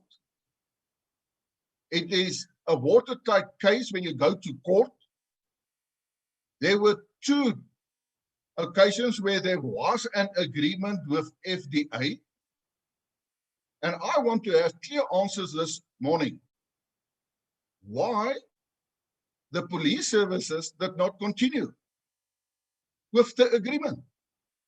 They're going in the one litigation to the other, losing all the cases. The police hasn't won one case against FDA. That's further waste of taxpayers' money. We need the system to ensure that there's no compromising of evidence and of samples, exhibits. Now we have to hear, but police services are busy with developing a new system. Chairperson, is going to take months. It's manually operated, and that was said last week. So I don't want to hear today that I misunderstood it. I understood it very clearly. Manually operated. Chairperson, we are failing the people of South Africa. And my request this morning was, Chairperson, we have a good system. It works. If we can take a decision and say, continue with that system, it can be switched on tomorrow and the system can work. We will ensure that evidence is not compromised when the police and the National Prosecuting Authority is going to the courts. It's there. We just have to take the decision. Why do I request that we take such a decision? It's above board. The system is there. It's not only for exhibit management, it is also for firearms control of the police services themselves. We have no control on them. I am aware of the fact that the Auditor General's report, and we will deal with that, I suppose, next week or whenever, that the figures and the numbers of stolen firearms by the police given is not correct, but we will deal with that. We have a system that can deal with these issues to ensure integrity. But still we say, no, we're not going to accept it. There's a fair value assessment done by the Treasury. They say it's not taxpayers' money wasted. It's a fair deal. Now, Chairperson, why can't we accept a fair deal, worked well, will enhance the whole criminal justice system to ensure that the victims, specifically when it comes to gender-based violence, that they can see that there is justice. To give you one example, Chairperson, I asked a question in Parliament, for instance, on the toxicology reports. I know the tests are done by the Department of Health, but what was disturbing on the answer, that the minister responded that there was a backlog of 28,181 cases, or let me say samples. Of those 28,000, 11,631 samples could not be done because there's no case number attached to that specific sample. So the system didn't provide a case number. Now, Chairperson, we cannot continue like that. If we say that we are, as members of Parliament, accountable to the citizens of South Africa, I will request that this committee, that we get clear answers as I've asked, and that we take a decision, that we continue with the FDA system. They must give very good reasons why not. It's above board, as I've mentioned. I'm starting repeating myself, so that it can be switched on, that people can work hard. I see now that there's a budget of more than, what is it, 18.5 million just for overtime. But it's no use you work overtime with 18.5 million of taxpayers' money, but your system is compromised because it's manually operated. Because if I'm the attorney, then I will ask, well, how can you be sure that's not been tampered? It's not biometric control as the present system from FDA.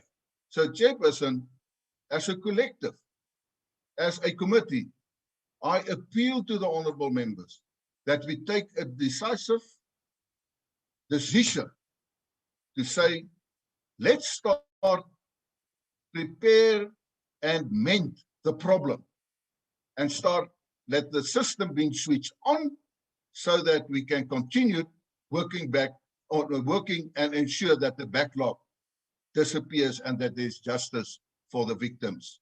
Thank you, Chair. Thank you, Honorable Groenewald. Honorable De Blanche and then Honorable Mapatsu. Chairperson, good morning. Chairperson, we were supposed this morning to get a turnaround plan from SAPS.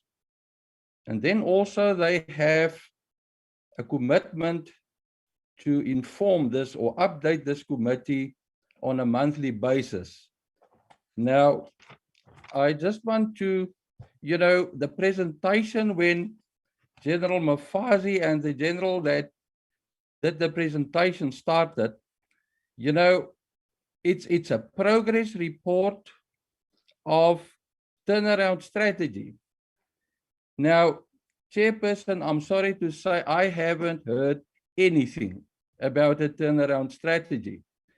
This presentation was a typical police presentation, an overload of information.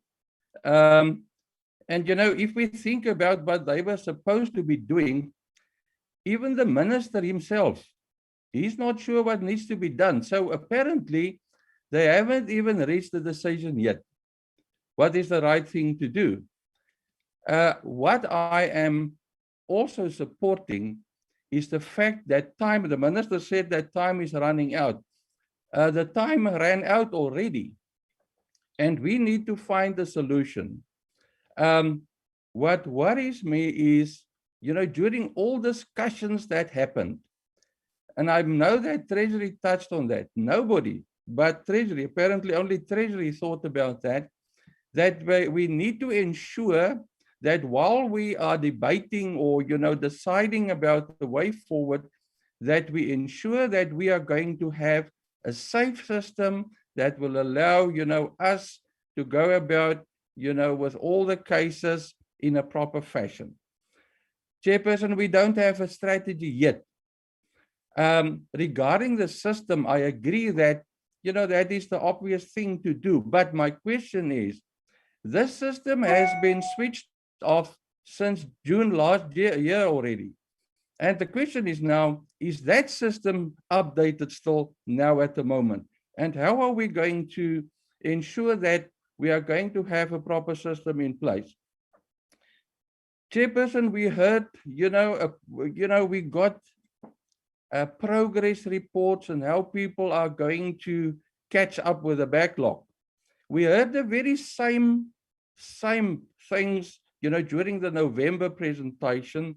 And, back then, we only stood at 114,000 backlog cases. And when we got the presentation the other day, it grew to 172,787 cases. The police promised us how they are going to manage this down, knowing very well that they don't have all the stuff in place, for instance, consumables and whatever contracts and yet they promised us, they gave us, some information trying to convince us that they are going to catch up. We learned in the last meeting, that, despite, the figures that they indicated to us that will be dealt with during January and February, that they didn't even work during that system. Chairperson, one need to ask, is this now deliberately misleading Parliament, or what is this? Fact of the matter is, we cannot go on like this. Chairperson, I would like a proper turnaround strategy. But before they start, working on that, we need to get something going in the interim. We need to sort it out now.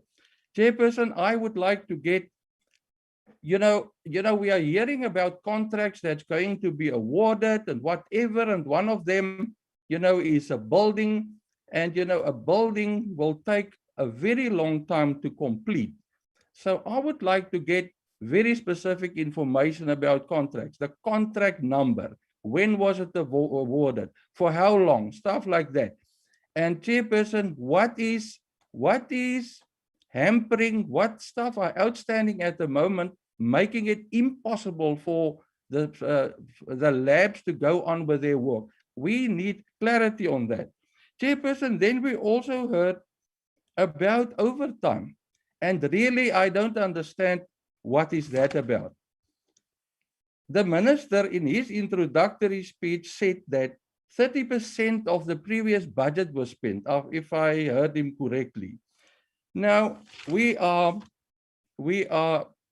approving, or apparently an additional amount was awarded for overtime. And yet, at the moment, the personnel of the labs are working on a rotation basis. Why would people then be needing overtime? I've asked in our previous meeting, I put 3 questions and I didn't get an answer yet. Why are they not working on a shift basis? I also know that, and maybe the general can, inform of whether that's the correct information. The general that did the presentation, he's retiring at the end of this month. So, I mean, how committed is he still to this process? Chairperson, I haven't heard any short-term solutions. And really, I'm waiting for that, to hear that. We are hearing about people, entry-level posts, and people that needs to be trained. That is not going to do anything about the situation at the moment. Chairperson, we also got, and I referred to that earlier, we heard about project plans. Apparently that have not materialized. Now, the Eastern Cape, that was also, we were told that needs to be sent to the Western Cape or Pretoria. So really, Chairperson, I don't see what is going to happen now. The way forward, the way forward that we was offered is only a statement of intent. Nothing more than that. The way forward is a statement of intent. Coming to the Treasury's presentation, Chairperson, I think that was a good presentation. Apparently, Treasury fulfilled their obligation, and I can also not understand why those people even shook hands and why they decided to stop there. If there is a need, there's a fair value sort of determined, and the question is, why didn't they just complete this, the process at that stage? Chairperson, if there's anything now in the interim about that it's not really worthwhile to buy the system at this stage because it's going to be obsolete in a short time, the question still remains, what are we going to do in the short term? Chairperson, this is such a serious issue that I think really some consequence management will have to be done in this case. Somebody must take responsibility for that. Chairperson, I have a lot of other questions, but I think I'm going to stop here now to allow other people, but I want to have a second bite if possible. Thank you.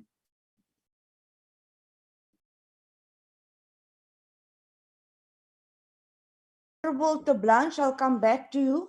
I have Mapatsu, Shembeni, Faku, Honorable Sheikh Imam. Could I have Mapatsu now? Thank you, Honorable Chairperson. And also, I wanted to also appreciate the presentation made by Treasury, and also the presentation made by the South African Police Services. The President declared last year that the gender-based violence and femicide, it's another pandemic.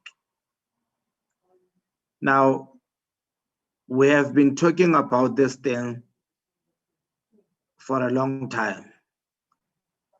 And it seems this thing is started from the 5th Parliament.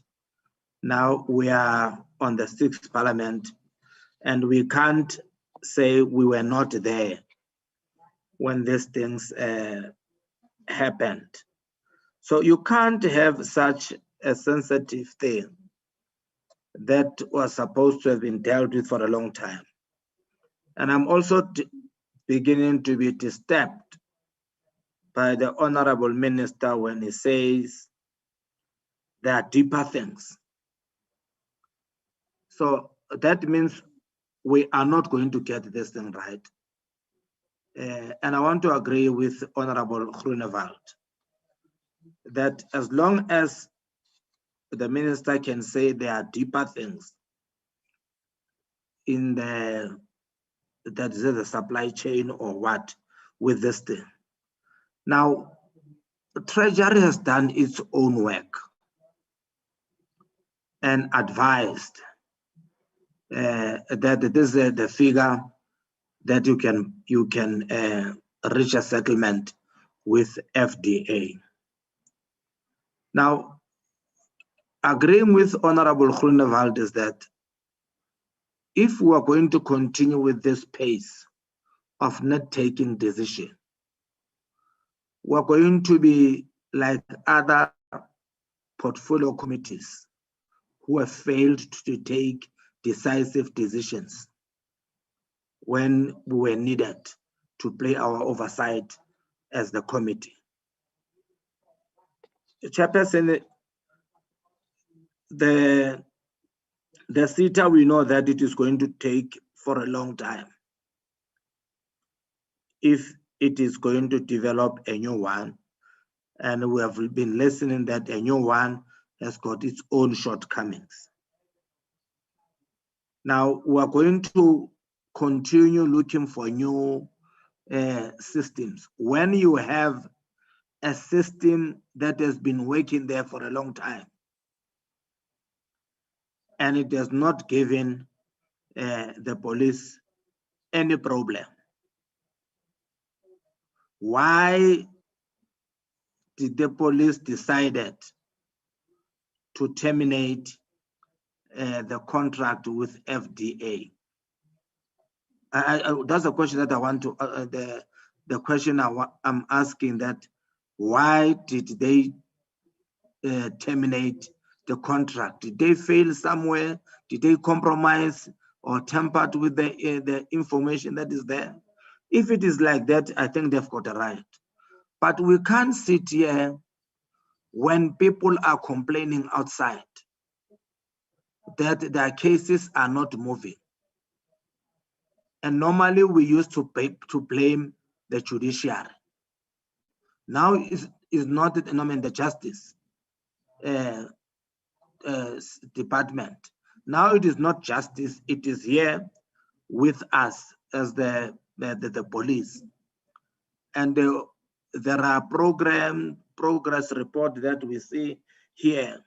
I was going to be happy if that progress report was had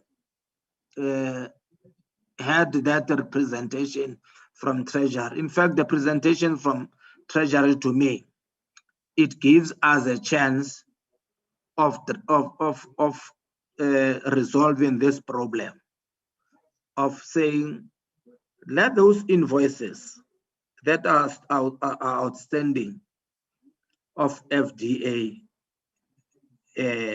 be paid.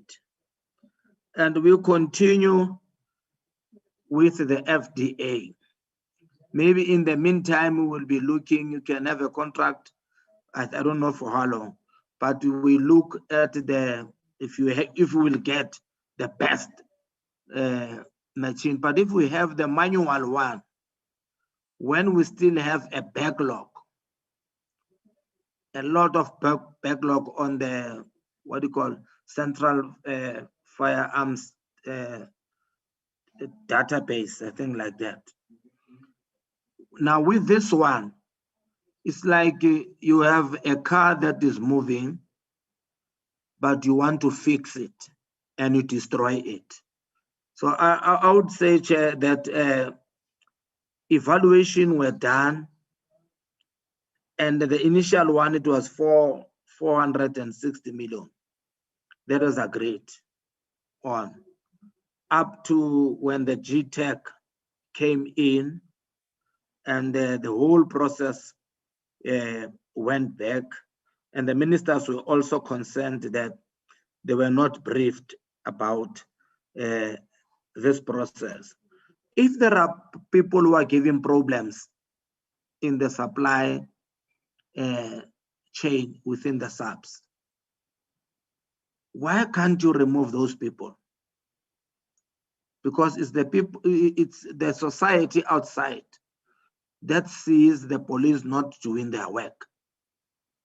And we as the portfolio committee, I don't want to be one of the members who will be called tomorrow when there is an inquiry or what, to say you fail to do your oversight work as members of the portfolio committee. We want to come out with a decision today.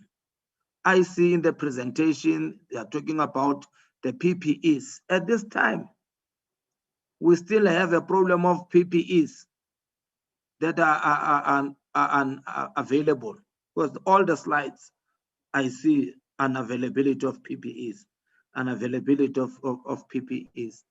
Yes, COVID is there, it affects, and we have lost many people in the police, and may their soul rest in peace. But today, Chair, this thing started for a long time, and you can't keep dealing with this thing forever. There must be a decision, and my proposal is that I want to second Honorable Groenewald, that here is a system, it's working. The problem, I don't know the reason why it was, there were challenges of settlement. Settlement on what? That's maybe when they respond, I need that comfort to understand why were they saying were terminating the contract. You terminate a contract if it is not performing. And this one is a sensitive thing that we're dealing with. I was called by a member of provincial legislature in KZN. She is serving in the committee there of safety. And they have got complaints that they seem as if the police are not doing their work, because justice is saying, no, it's not us, it's the police, because they can't give this information out. And then I explained to her that there's a problem there. We are going to receive presentation. Now I can be able to explain to her that, there's a problem within the SAPS, and it can't go on. It can't go on like this, that people within the SAPS, they have been given, a treasury has cleared them that you can use this thing. Here is the money. But you still have a problem of not wanting this company, FDA, that has been doing good work. So I propose, Chair, as I conclude, Chair, that is that the issue of the value, Treasury has explained, have given the determination. The lifespan, Chair, that's the thing that we can look at whilst we are resolving these cases, because if we fail to resolve these cases, I'm telling you that we're going to have more problems. Chair, my proposal, it will be that whilst there are progress report, we're going to be briefed, and it's going to be, I think this item, whenever we meet, we need to get a briefing on how far are we moving with this thing. But now my proposal, Chair, is this thing is straightforward. Let's continue with the FDA, and then they do their work, so that the criminals that are supposed to go to jail, these things can be able to be cleared. The rest we can deal with them after, Chair. But I'm very disappointed, Chair, after listening to the minister himself saying there are problems within the SAPS. If the executive is saying that there are problems within the SAPS, and is saying maybe next time, and I would want really the minister to come and brief us on what are those problems, so that as an oversight, we're able to play our role, Chair. Thank you, Chairperson. Thank you very much, Honorable Mapatsu. Honorable Shembeni. After Shembeni, it is Faku, and then Shaky Mam, Peacock, and then Majosi. Honorable Shembeni. Thank you very much, Chairperson, Honorable Minister, DM, and National Commissioner and your crew, the Treasurer, Honorable members. I've noticed here that the Treasurer has done its work. And then now we are having a problem with SAPS. It's not exactly with SAPS. Here we find out that Mr. Don McRobert was hired to do the evaluation of the systems. And he came up with recommendations, of which they were not followed. What I see here as a stumbling block is there in that section 38, 1B. Here, the accounting officer is given the right to decide. But when you go down, where they say when it's necessary, those recommendations must be brought to the attention of the executive authority. I see it that it's where the problem lies. Because according to my understanding, the National Commissioner as the accounting officer in this department, would have decided long time ago for the FDA to continue with its work and be paid what is outstanding. But here, this is not happening, because now you can see that there is interference here that stops the accounting officer to decide. So there are other people who want to decide. That's where the stumbling block is. Let us speak the truth according to this section, which the minister read again to tell us exactly what is happening in that section. Meaning, it's not that the accounting officer can decide.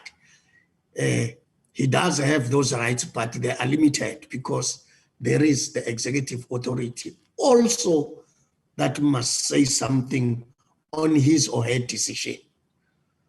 Now, this thing now brings us now to the effects whereby other departments are being affected. Because now when you go to detectives by themselves, when the dockets are not going to court for finalization, they become a pile, it's a work, it's a backlog on them. When you go to court in the Department of Justice, it's also a backlog because those dockets must be decided. Then they are not. Now, for instance, if I may ask, how many cases have been withdrawn in court due to the lack of the DNA results or the backlog? Number two, how many cases have been voluntarily withdrawn by the victims because of this backlog? Because now this thing happened a long time ago. The person now has maybe was trying to heal. Now you come after a year or two to say, hey, you must go back to court. Remember that case of yours of blah, blah, blah, blah, blah, blah, blah. No, it can't be. Now you go to witnesses. You say, do you remember that case of so and so? So you must go and witness. That person will say, no, I'm no longer prepared. I've forgotten and I've moved on with that thing. So leave me alone. You see, a lot of cases are being destroyed because of the backlog in the DNA. Now, if we go further to look at how much damage has this caused into the SAPS itself, because as we're always saying, it's not all of us who understand the procedures in court and everything, that there are DNAs, court procedures and all these things. Some people, what they would like to know is that these have done 1, 2, 3, and then this person must be sentenced. That there are procedures that must be going through. They don't understand. So it's causing a bad name for the South African Police Service.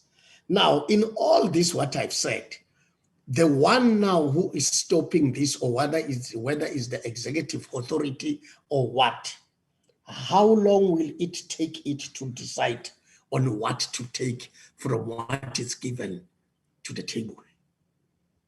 Because we have been given options. And option number 1 is of the FDA, to be paid and continue with the work due to their experience that we are having. We don't have a problem. That's what must be done.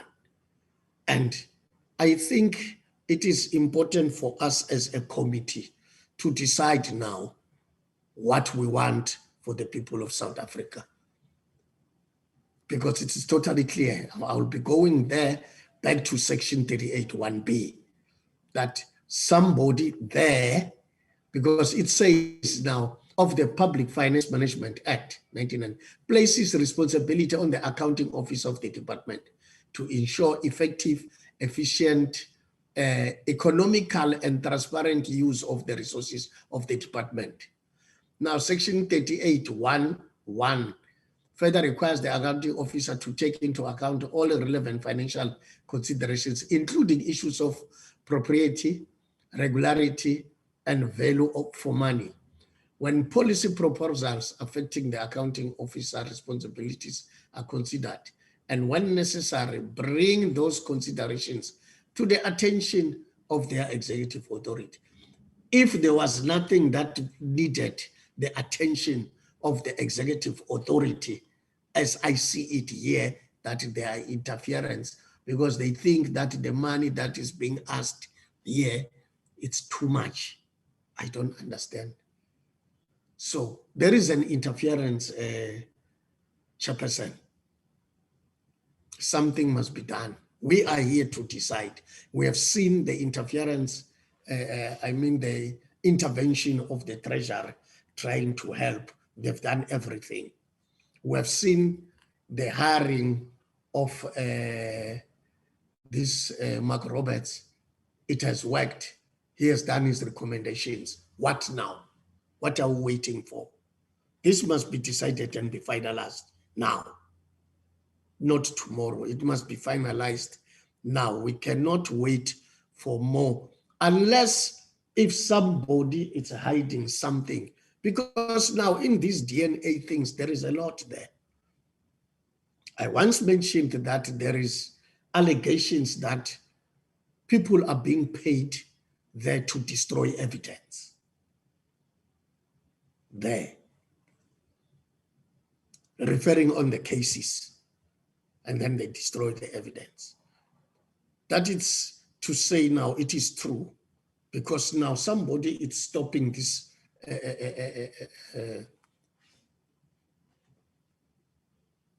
FDA to go on with their work so that we can have peace, finalize the backlog, and go on arrest where people are supposed to be arrested. Because some people are still outside there, they're still committing the crimes, because we're still waiting for the results of the DNAs. They are violating our women, they are killing, they are stealing, they are doing all these sorts of bad things. But because we don't get the results, because you have noticed in some other cases where in Mpumalanga and other areas, we find that a rapist is involved in more than 100 cases, 1%. So if we are still sitting here, people are being violated. There are areas where women are being killed, children are being killed. We don't know who are these people. Whereas if we had the results, maybe the person doing this would have been long time arrested. So I think something must be done. And this committee was not formed to just take talk. When it's a committee meeting, we must just talk. It's time to act. We must stamp authority, Chairperson, to say this is what we want. If heads must roll, heads must roll. If people must be replaced, if they don't do their job, they must be replaced. Because we are talking about the country here. We are not talking about individuals. We are talking, if you cannot do what you're supposed to do, your responsibility, then give other people a space to prove themselves, because you cannot do the job. Thank you very much, Chair. Thank you very much, Honorable Shembeni. Honorable Faku, and then Sheikh Imam, and then Majosi. Thank you, Chairperson. Greetings to yourself, to Minister, Deputy Minister, honorable members, National Commissioner and his team. Chair, I think we were all going to say the same thing. This is one issue as a committee we need to stamp authority on, because this is one issue that majority of people who are gender-based violence victims who are depending on SAPS to make sure that these forensic services are doing its function. And currently, nothing is happening, Chair. Nothing is new. From last year, this issue started in last year. SAPS with CETA, National Treasury, they were the discussion about this same issue. And again in November, we received the same report. Nothing has changed, Chairperson. I think for the credibility of SAPS, they must allow FDA to continue its task. But what you should have actually agreed with them is that transferring of skills We are now, COVID-19 has taught us something new, that we are in a new era whereby we are going to be digital. And if as SAPS you don't focus, hence we've been asking you your ITC infrastructure strategy. Because that strategy would include what is happening with your forensic services. Chairperson, I must say that one is not happy. I think Honorable Groenewald has touched on many issues, especially, Chair, on the issue of these samples that must be taken, which are about 10 samples a case. It can be 15, it can be 20. Now, that we have a backlog of about 100 and something thousand, or 1 point something million. So really, Chair, I don't understand why, because I was hoping before the presentation, the National Commissioner will tell us why did he refuse to sign that agreement, because he's the accounting authority. Why did he refuse to sign that agreement? Because National Treasury has come up, even the forensic, the National Forensic Board went, and Ethics Board went and did oversight. They even told SAPS about the collapsing of the forensic services, Chair. And unfortunately, now you have courts releasing serial killers or serial offenders, sorry. You have now that issue whereby the courts are releasing these people who are committing these crimes. Some of these children or women are sitting at home with these perpetrators, some of them. Some of these people are innocent. And now these things, these samples are not tested, nothing has been done. I said this discussion must be today. We had enough. We had enough. President has said that this, and hence I said last week, maybe people don't think that this matter is taken serious. I think as a committee, we just need to send authority, Chair, and request Honorable Faku, Honorable Faku, issues when it comes to SAPS when you don't do what you're supposed to do every time. If I was your Chair, actually I wanted to recommend them. They must come back next week, even the following week, to tell us, because even if they refuse to work with FDA, meaning that still will have a backlog. It can't be, Chair. You think that even if you want to improve your internal controls, it will not happen within a month or two. It's going to take a long time. They must agree to this agreement. Work must be done, Chairperson. We must be on the case. And I agree with Honorable Chairperson when he said that if people don't do their work, they must just go. They must just go, because we can't be failing people.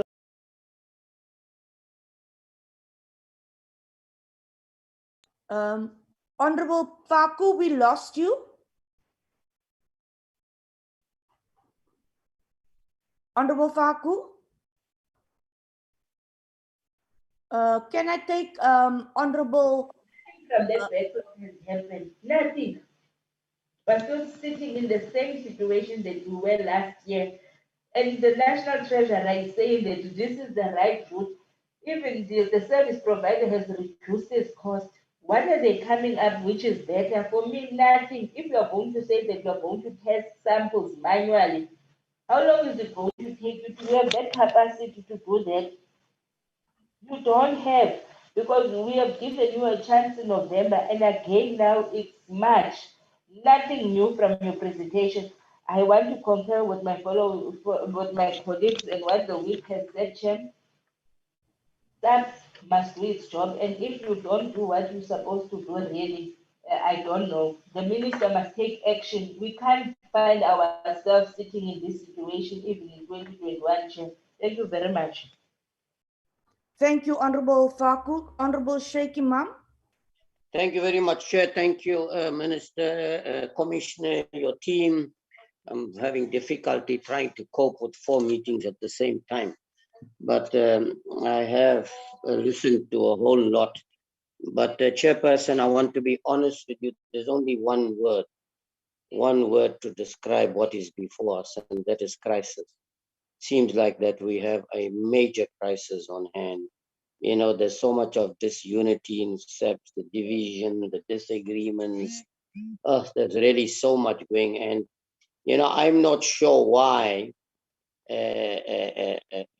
With the presentation that was made to us, what gives anybody the right to believe that we as a portfolio committee can actually accept this report or believe or buy in that you'd be able to keep up with the commitments you're making and promises as to how you're going to deal with these DNA samples and things and be able to timeously meet your targets. I mean, you've never been able to do it for such a long period of time.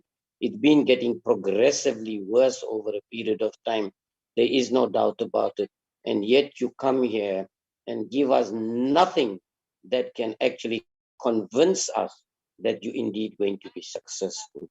Let me touch on the issue on FDI. I know my colleagues before me have said a mouthful, there's no doubt about it. But on the issue, how do you enter into an agreement?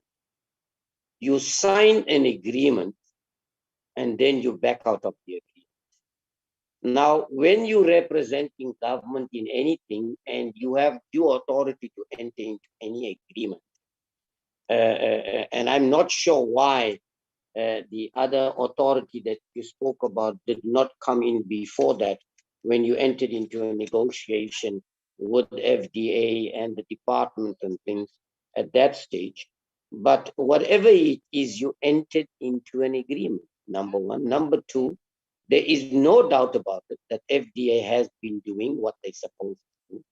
I know there were concerns raised that they shut down the system. What do you do when people don't pay you? What do? You have to take some action when people just don't want to pay you. Now, you've had an agreement with them for a long period of time. Now, in order to come out of that agreement, you need to come out in a conducive environment, because it's not something you can just come out overnight and close the chapter, because you don't have the capacity to be able to deal with it. So you need to leave, with a relationship that you need to keep for a period of time, so that it gives you the opportunity to be able to have alternatives. Now, in the absence of that, what is concerning me, Chairperson, is this: the number of judgments against the department, the number of judgments, the number of courts that have ruled against the department on this particular matter as well. And despite that, we want to continue. Now, any delay on anything, whether it is procurement, whether it's on legal matters, all it does, it escalates the cost, and it's tax the more have to be burdened with having time. We can't expedite this process and be able to do the right thing, pay FDA what they are entitled to, and when you break this relationship, do it on good terms, because right now you don't know what you're going to need from them, when you're going to need them, and until you are in a position, and that's going to take a period of time that you can sustain yourself without it. You're going to have a good relationship with them. There's already, my honorable colleagues have already mentioned the risks attached to this, missing samples. There's so much has been said. It's so disappointing, because this is the department that's supposed to uphold the law and protect the people in this country. And if this department alone is in crisis, Chairperson, how do we as the people on the ground are expected to have confidence in this department? How? So, you hear the number of things you hear on a daily basis, of police lack of accountability, of corruption, of missing DNA. It's just getting a little bit too much. Now, my plea here is going to be, and I don't want to go much longer, can we settle this matter? Can we pay the people? Monies have been set aside by Treasury. Treasury intervened in the matter when they felt it was the right thing to do. Okay, so can we just settle this matter as soon as possible, so that it will be in the best interest of the department and particularly the people of this country? That is all I want to plead. Chairperson, I am pleading that we need to put a time frame here, Chairperson, that this matter will be resolved once and for all, because we can't have unended commitments from the department that they will deal with this, because you can see how long these things are going on, and on many other issues. So I would like to see today a commitment as to when we can resolve this matter, and so it's a win-win situation.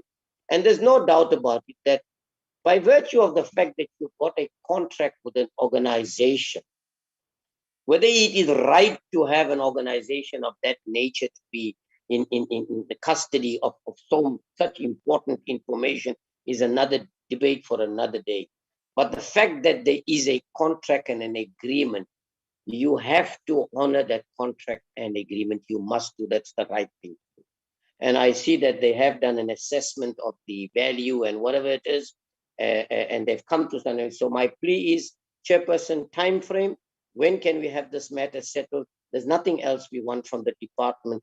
And I want to agree with my colleagues with the challenges that we have in terms of implementation in the department in this turnaround strategy of theirs, which clearly does not seem to be working. Heads must roll. If people are not able to provide the services, or don't have the capacity or the ability to be able to do it, there's no reason why we should keep in the private sector. If you do not do your job and you don't have the capacity, they will fire you. But in the public sector, I cannot understand why it's a completely different ballgame. And that is why you find that all public sector institutions have a serious problem. So Minister, Commissioner, my plea to you all is this: deal with this matter appropriately, timeously. Let's get our house in order. Let's try to work together and take this department forward. Chairperson, time frame. Thank you very much. Thank you very much, Honorable Majosi. As Peacock, I think she's got network problems. Can we take Honorable Majosi?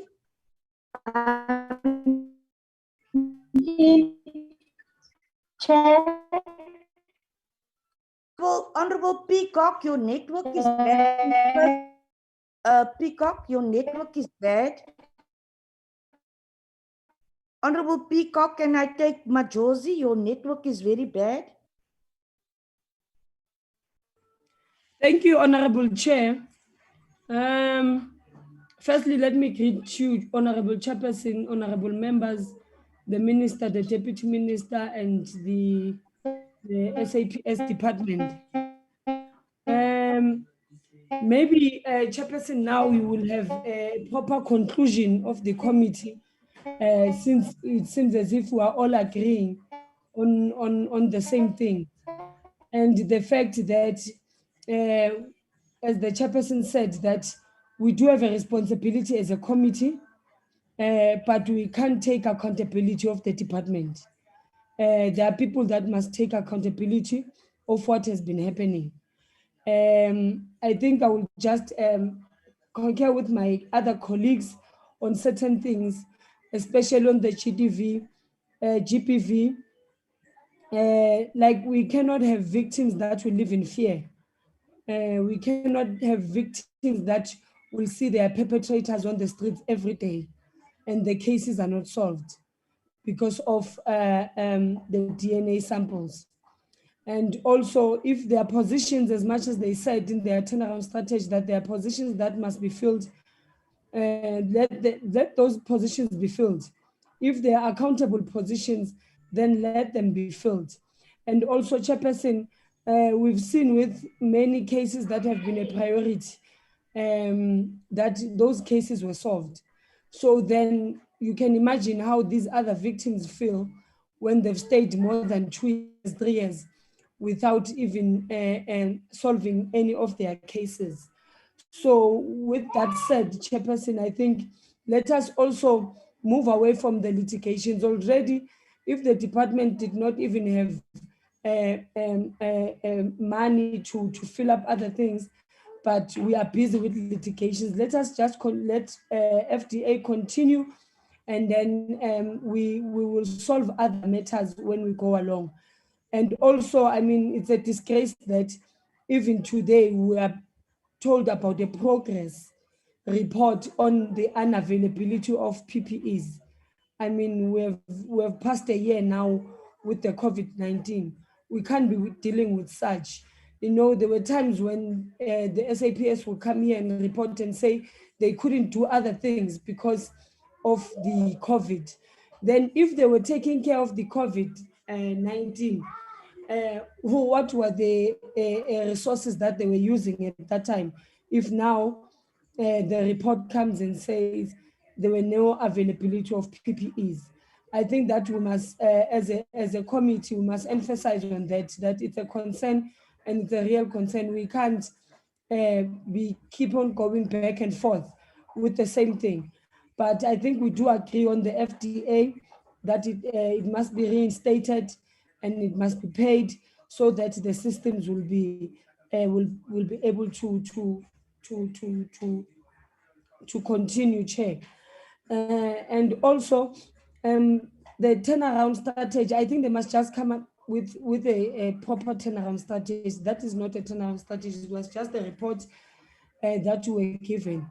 As much as Honorable Sheikh Imam said that we want time frames. We want to know what will happen when, at what time, so that when they come back, we are able then to discuss on those time frames. We can't just have a turnaround strategy that does not explain anything. So I think when they go back, Chairperson, they must come back and give us a proper turnaround strategy that they are going to use with the backlog that is there of the DNA samples, and we get a proper report to say what is it that is going to happen. I think many of my colleagues have touched on many other issues that I wanted to touch on, but they've touched on them as well. But let us not let our communities lose hope in our SAPS department. Let us not let our communities live in fear just because there are people who cannot take accountability of what they should be doing. So I think as a committee, we must start there before we even take any responsibility. Our responsibility is to make sure that these departments are working. Our responsibility is to make sure that communities live in their full potential. They can't live in their full potential while they live in fear and live with perpetrators that have been abusing them for a long time. So I think these things even bring emotions to us, Chairperson, because we are women. We feel these things, and it's just not on. So as I think you, as the Chairperson, then you'll have a proper wrap-up session that we all agree. But can they go back and come back with a proper that is aligned to what we are discussing? Because we don't want anything that is not aligned to what we are discussing. Right now, we want a report that is going to tell us timeframes of the DNA samples, timeframes of what is going to happen with the FDA. Like that is all that we want. Timeframes, why are they not? And then is there an unavailability of PPEs? Like those things those are the things that we should be able to take care of as the committee, and also for them accountable for as the department. I think that is it, Chairperson. Thank you so much. Honorable members, I think that Blanche indicated that he still wanted to speak. Is that still so, Honorable de Blanche? Yes, please, Chairperson. It will be very brief. If I may continue. Yes, Honorable de Blanche. Chairperson, just two things. What steps in the process are still not fully supported with a contract to procure the chemicals and consumables? And then the last question, Chairperson, does the SAPS realize that there is a real risk of civil claims against SAPS and the management if they permit things to go on like it is? That is all for now, Chairperson. Thank you. I'm done. Thank you. Honorable Faku, do you still want to have another bite? Yes, Honorable Faku, your Can you hear me, Chair? I can hear you, but your network isn't very good. Continue. Yes.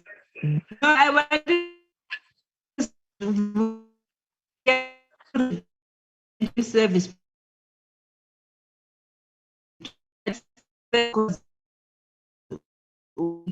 Honorable Faku and Honorable Peacock. Can you hear me, Chair? No, your network is very bad. Can you please? And now? Honorable Faku and Honorable Peacock, you have very bad network connectivity. Can you hear me, Chair? Your connection is very bad, Honorable Faku. Could you please type your message in the chat group? Chair, I was saying, as we are making the recommendations to say that, yes, the service provider must continue, but we're also recommending that there must be internal capacity that is built within SAPS. I would also recommend, Chair, that when we have a follow-up meeting next week on this matter again, let us call SITA, let us call SITA to form part of our meeting. Thank you. Thank you very much. I'm going to allow Treasury and then SAPS to have the final word. I think the minister has left. Honorable Peacock, can you try again? The minister is here, Chair. Oh, sorry, Minister. I'm just trying to get Honorable Peacock. Honorable Peacock, please type your message in the chat group. I'm going to take Treasury now, SAPS, and then the Minister, the Honorable Minister. DG, Treasury. Thank you very much, Chair. And Yes, hope I can you hear me, hear. Honorable Peacock, we cannot hear you.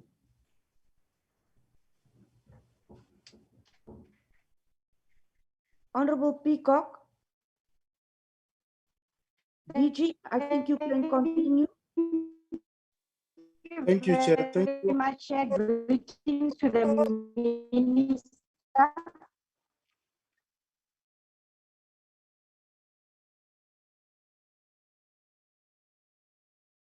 Honorable Peacock, we cannot hear you at all. Honorable Chair. Yes, that's better. You can speak now. Thank you, Chairperson. I'm outside now. Chairperson, greetings to the Minister as well as the Deputy Minister and SAPS with the team, as well as Treasury, as well as the members. Good morning. Mine would be, Chair, I think on the next meeting, we should agree that all parties that are involved with regard to the forensic issue, all of them, they should be invited to the meeting.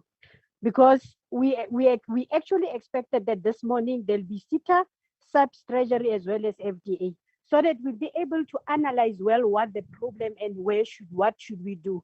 And generally, most of the members have covered me on issues that I wanted to raise. But the last view that I wanted to set out, because it's only one that I see that most members are actually talking about, is the issue that the members will prefer that the contract should continue, not be terminated. I think as I'm having a dissenting view on that one, because I believe we can only make a decision when we are informed as a committee.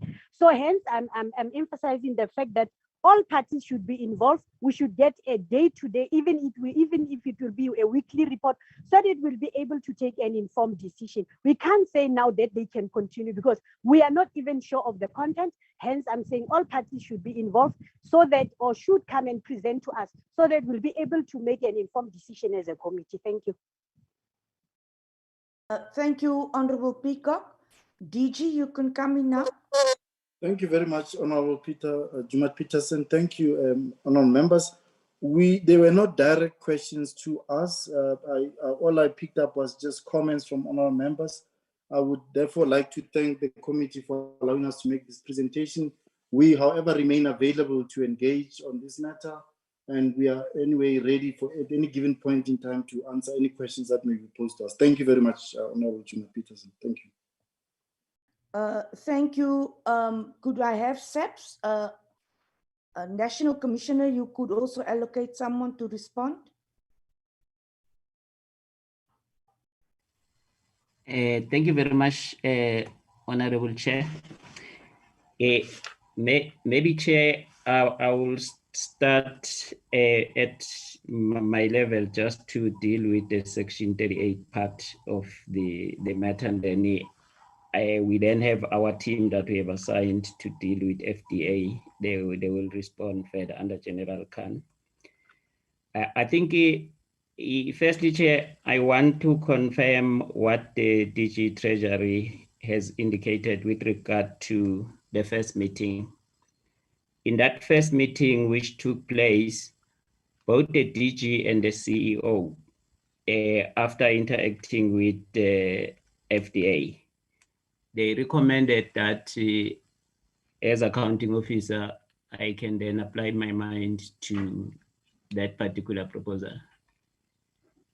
which I did. And that's when I signed the 460 million purchase to FDA.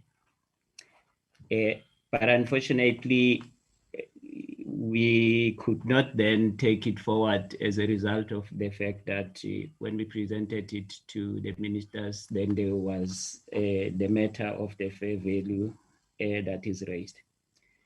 But after all, we went further towards the fair value, and we interacted with the Treasury. In that particular process, we were also joined by the Deputy Minister. We had several meetings and interactions with Treasury, in which then we requested Treasury to reduce their final recommendations in writing, which I think DG Dondo responded positively. I think in there, then I made a second decision, again, in terms of the cited Section 38. And I instructed the Deputy National Commissioner, who was so assigned, to put it in black and white and also inform the ministry. But I also then informed the Deputy Minister that we were ready to effect payment in terms of the fair value outcome. Then we were then directed to follow other processes and also await the convening of the ministry, the three ministries, in order to deal with that particular matter. The postponed meetings that are referred to, and also by the Deputy Minister, I think they resulted, I'm sure, in a time delay, because we reached then the end of the financial year before the payment could be effected. And after all, the budget was no longer available. The 500 million that we reserved was no longer available due to the end of the financial year. I instructed the process of applying for a rollover. Unfortunately, we could not get the rollover. And that what it then practically meant was that the budget was no longer available to proceed with that particular purchase. So we then restarted other processes, and we ended up bringing in SETA, because when we could not proceed and finalize the purchase, of which SETA was also then beginning to get involved, and then we then indicated to SETA, guide us, how should we deal with this particular matter, because the SETA Act was now then kicking in. Then SETA came in, but then SETA recommended to us that they've got a different option that needed to be followed. And they started working on that particular option. And while we were in such discussions, we reached a stage where FDA withdrew or removed the systems. And I have set up a legal team from our side, which was led by counsel, to work together with FDA on a deal that we should actually strike on the matter. And then I think that's where there were some dynamics. But after all, CETA indicated to us that the process of procuring the PCAM system was a CETA process. And if we will want to proceed with each as SAPS, then CETA will have to give an exemption. We must apply for an exemption. But they suggested that they proceed with an alternative option, and they promised that that could be ready by February this year. But by the end of February, they were not done. They said they are almost done with it. So I think I take the recommendations of the committee to say we must restart the process. But I agree with the honorable member, the last honorable member, who indicated that we maybe need to go through the prescripts and provide a report. And that report must indicate what is practically and feasibly possible now that we should do in order to conclude this matter with the agency that it deserves. I think with your permission, Chair, I will then hand over to General Khan and her team to just indicate, but we will provide the necessary report as outlined by the committee. And while also at the same time, we will revise the turnaround strategy and make sure that it is ready according to the specification requirement outlined by the committee. General Khan, you can take the floor. Good day, good morning, Honorable Chair, Minister, Deputy Minister, National Commissioner, the DG of Treasury, other senior managers, all protocol observed. Chair, honorable members as well. Chair, I want to add to what the National Commissioner has said in so far as the process from a legal perspective is concerned in having to negotiate with FDA for the systems. Chair, but at the outset, I must indicate that FDA has served us with a letter of demand for the payment of 664 million for the purchase price of the 3 systems, as well as 120 million for maintenance and support. We do have the letter of demand that was dated the end of January, which was served on us also in the beginning of February. So Chair, we want to bring it to the attention of this committee that we do have such a letter of demand. But I will go on and indicate, Chair, that as the National Commissioner has indicated, that we should be given an opportunity to prepare a proper briefing note for the committee, starting from our appearance before SCOPA during 2018 and 2017, the current situation, pre-Treasury involvement and post-Treasury involvement. But in any event, Chair, I also want to indicate that as SAPS, on the instruction of the National Commissioner, at some point in time, it was decided that we will comply with the court order, where the court found that the intellectual property in this on FPS belonged to FDA. But in respect of PCAM, it was decided that we consider a use agreement going forward. So all of these interactions commenced at that point in time. Chair, I also want to indicate that upon receiving the valuation from Treasury, SAPS undertook a lot of interventions and initiated further engagement. And it was during negotiation stages that certain risks were identified. I must also indicate, Chair, that we have counsel on board as far as this matter is concerned, and it was counsel that was dealing with negotiations going forward with FDA. Some of the issues that were identified related to architectural design not available, but my colleagues from the TMS environment would talk further to that. There was also a risk present of PCAM system infringing some of patent claims.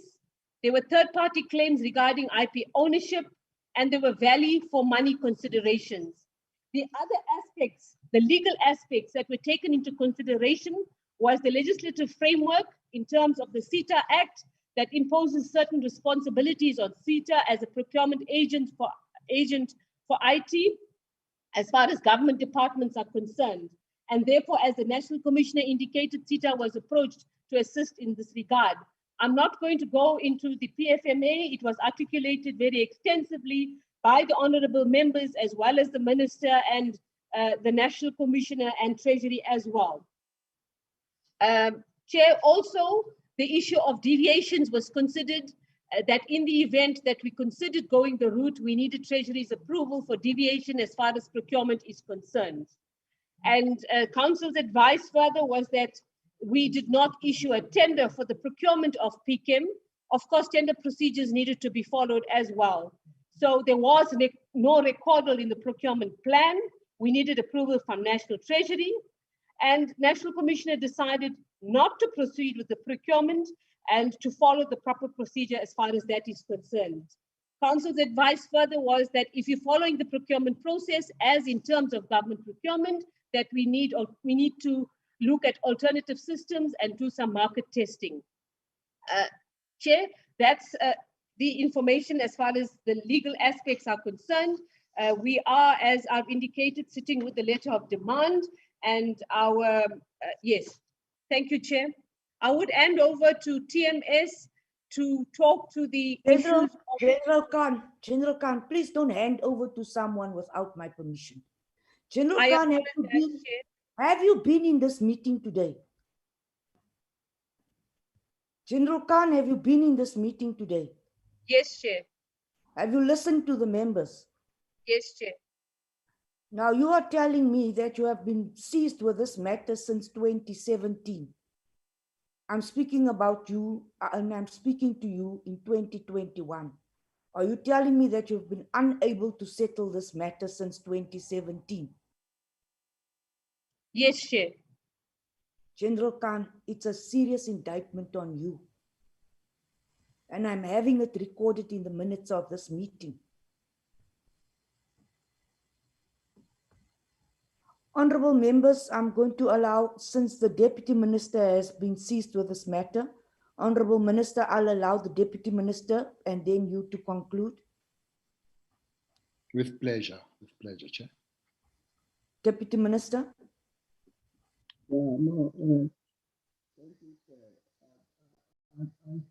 Deputy Minister, your sound is very bad. I'm using a gadget that I trust very much here, and better now. Okay. No, thank you very much. I was a bit worried that I'm not audible enough while I'm using the best machine I have in the house. Thank you very much. Thanks to the chair members and the Minister, DG Dondo, the National Commissioner. The matter before us, indeed, I have worked with it, and I came to know about it for the first time when I went into the police in 2019. And at some point, the matter was resolved. And the matter was never resolved. And today we are in 2021.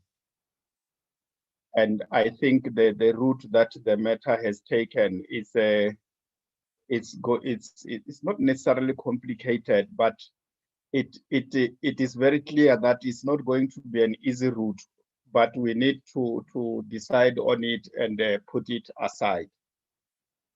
I think from everybody who have spoken here, it is very clear that everybody at some point agreed to the settlement of this matter. Within the ministry, within SETA, within the department itself, SAPS, and even through the processes that involved the three ministers and myself, which led to the presentation that DG Dondo presented here. Members have generally said, let this matter be settled. Of course, they've raised other things that I think Honorable Peacock in her comment said, let's have a balanced approach, but she didn't say we mustn't settle. And I think then the National Commissioner responded to the matters and also gave a feedback, even though not in detail, of how far SETA has gone in developing a system that can assist us. That by the end of February, the date that they've suggested that they will be ready with it, they were not ready. And as we speak, nobody knows when they are going to be ready. From my own experience of SETA, you know, before I even came to become a member of the National Assembly in 2013, I was a Premier of Limpopo. I have had experiences, Chair, with SETA, which till today, I still get people who complain about their capacity to deliver. And I can't sit here with my conscience and say to members, SETA is going to deliver. They have failed dismally.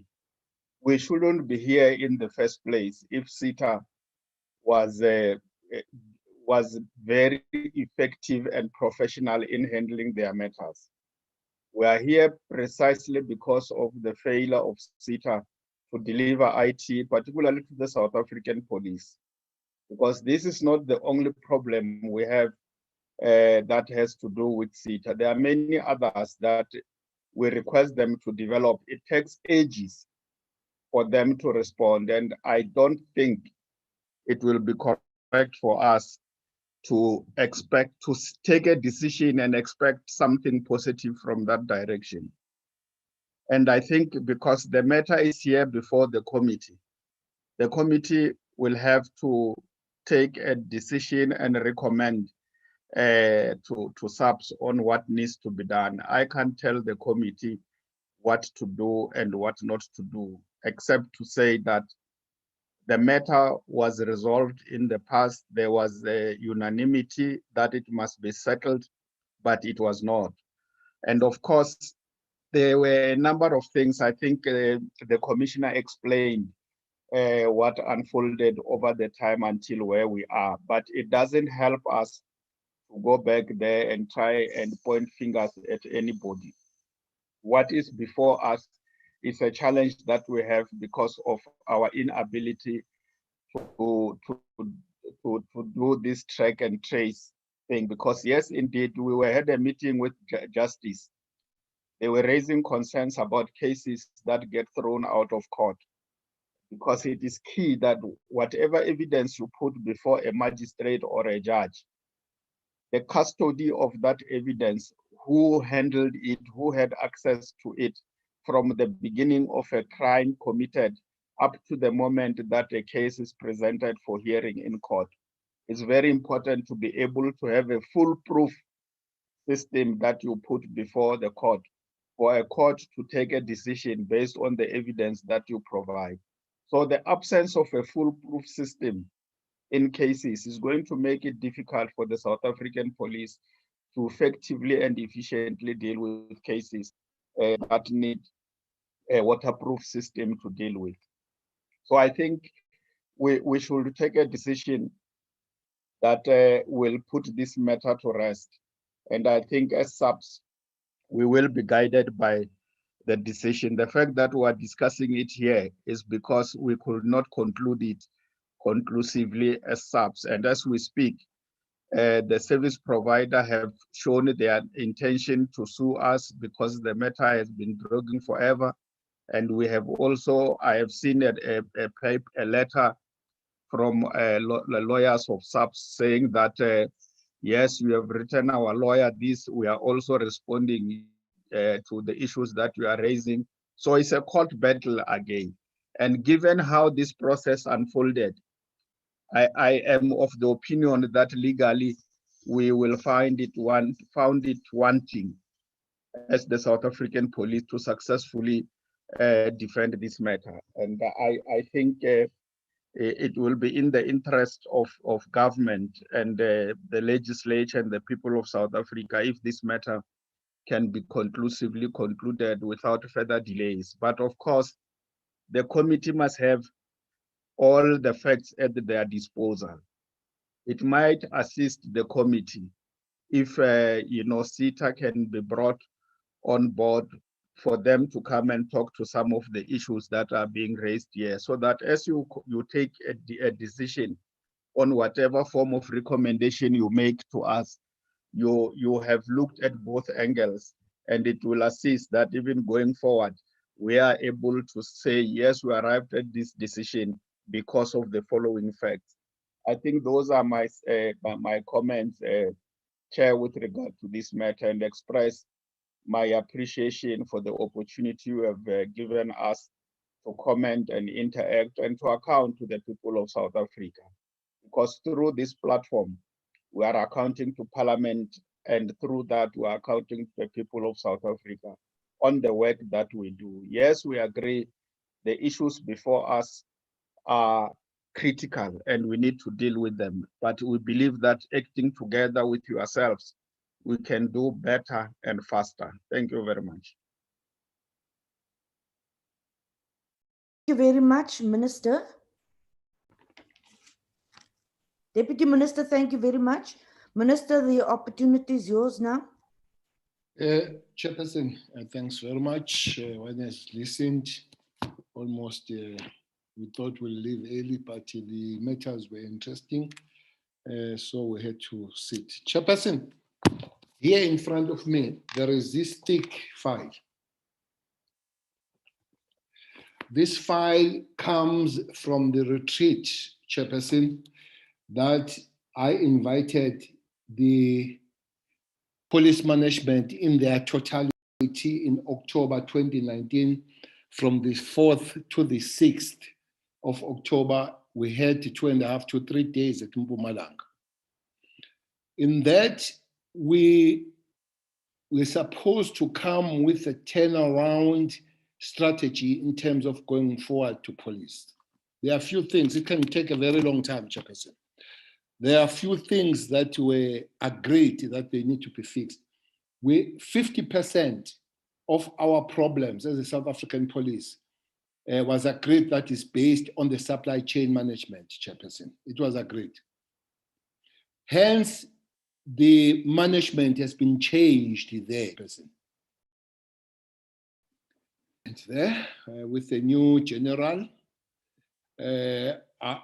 one can put his assessment how things are going.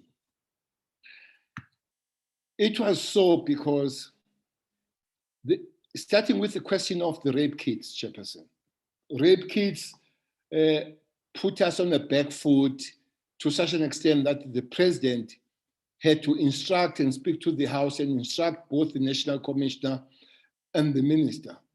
Chairperson, we were 76% down on the rape kits in the country, with the GBV declared, yet that time not, as one of the serious problems of the world. So for somehow, we're 76% down. We had a meeting of about 3 or 4 hours on a Friday, or yes, I guess Friday or Thursday. And then the matter that has been a problem for 2 years or a year was resolved in 3 hours. So I still live with that question, Chairperson. I still live with that question. Why it had to take that meeting with the minister and the management to resolve the matter that was so much heavy on the South African police. Ever since we did not have the problem of the rape kits, the contract was signed for 3 years. Chairperson, then comes the DNA. Last week, I went to Cape Town where 2 police were shot and killed. Fortunately, our police did a very good job, arrested a person there, and that person was properly linked to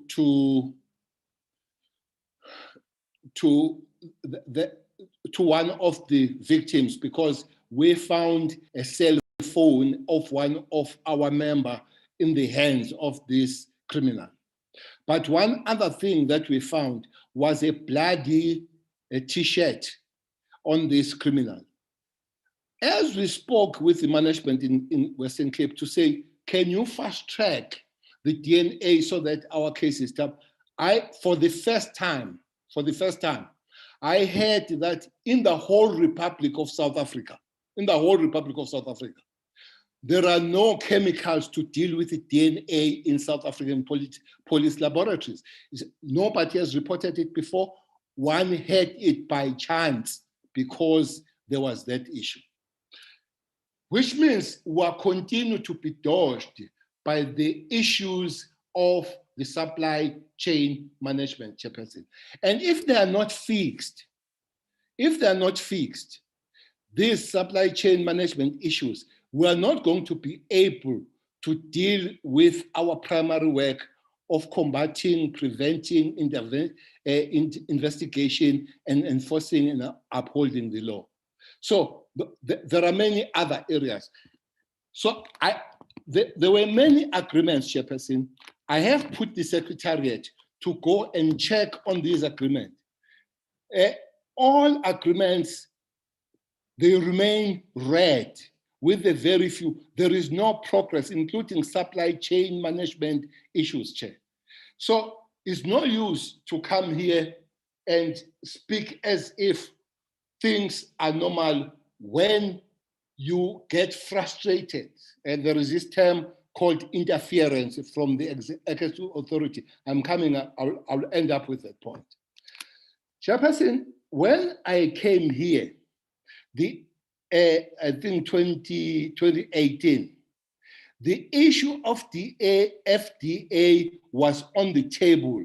We have been in court many a times, even before that. So we put this issue, we wanted to resolve it.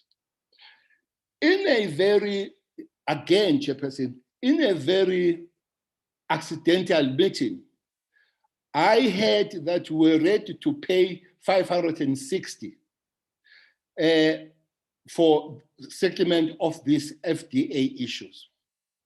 But the CFO of the police had nothing to do with it. She had to explain that it would be wrong. Chairperson, I respect the outcomes, I respect the issues put on the table by the Treasurer. But Treasurer will forever advise. As 2 last points, they tell us that they're advising, they can't direct what to do. So as an executing authority, I still have to listen to the departmental advice on the matter. There are two main issues about the FDA matter here. The FDA matter has been on the table, as you asked, Chairperson, from Advocate Khan, that is from 2017. It refuses to go. 2 matters here. Is that are we settling fairly on that matter going forward? That's one. Or are we not settling, and the impact on the negative service to the community? So far, it's both of those things that are on the table at the present moment. Chairperson, it has been argued that the system, we don't need the whole system, because 1 or 2 of these systems, they will be obsolete in a year to 2. So SETA and the South African police working on developing the new ones. But it has been agreed that the third one, which is PCAM, the one that you use to trace the samples, we need that one. Chairperson, the decision was taken on the thing. And I hear nobody's mentioning the thing. We had a meeting with the deputy minister who's leading the process, with the national commissioner, with everybody. We were briefed fully. What are the consequences? What are the negative impact of not having PCAM? We all agreed that we can't stay without the PCAM. So it was agreed that the next day we will meet the directors of the system and put on the table to say, look, we are prepared to settle the PCAM because we have been told how serious it is not to have it.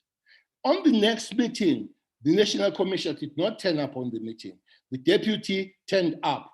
And then it was agreed on that meeting that we'll find the outcome on 7 days.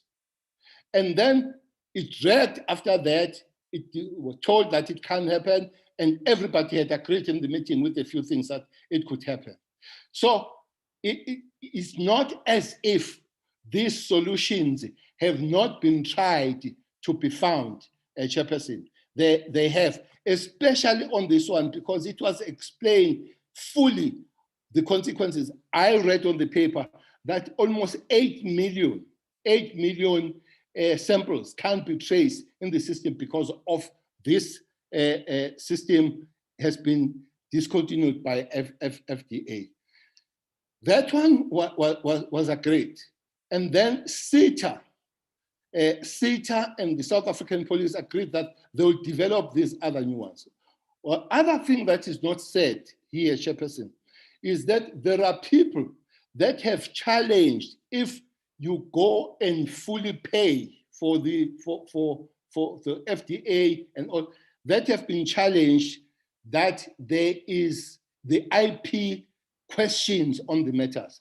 FDA says they've sorted the thing, but somebody has challenged on that, which then put the police on the back foot to say, you go and settle, and somebody with the IP comes and you go and settle. Let's settle these matters. But the question of samples moving in a smooth way was settled, but not implemented. So I want to put on that. Hence, I'm saying there is a lot of that we can put on the table. Chair, I want to come to the honorable member, Mr. Shembeni, with insinuations of interference. Well, I don't know how it's called, whether interference or intervention. Unfortunately, he has never been the member of the executive, so he would not understand how serious it is that we steal ourselves account out there. And I listened to his presentation. I listened time and again using the word interference, insinuating that comes from the executing authority. That is not the first time I hear that word from his organization. The case here has been opened for the interference of the minister in the work of the National Commissioner here at Pretoria. So it's not a new word, but maybe what he does not know is that his leader had a meeting with the leadership of the South African police, and some things were said there. Hence this new attack on the minister, hence this new interference. So from him, I don't take much notice because I know where this thing originates, and I know that this is a new campaign, that there was a meeting about it, that I was not informed about it, and then these are the outcomes of that. For him, I'll stop there for now. One other day, I'll come more to give details what happened in that particular meeting. Thank you very much, Chairperson.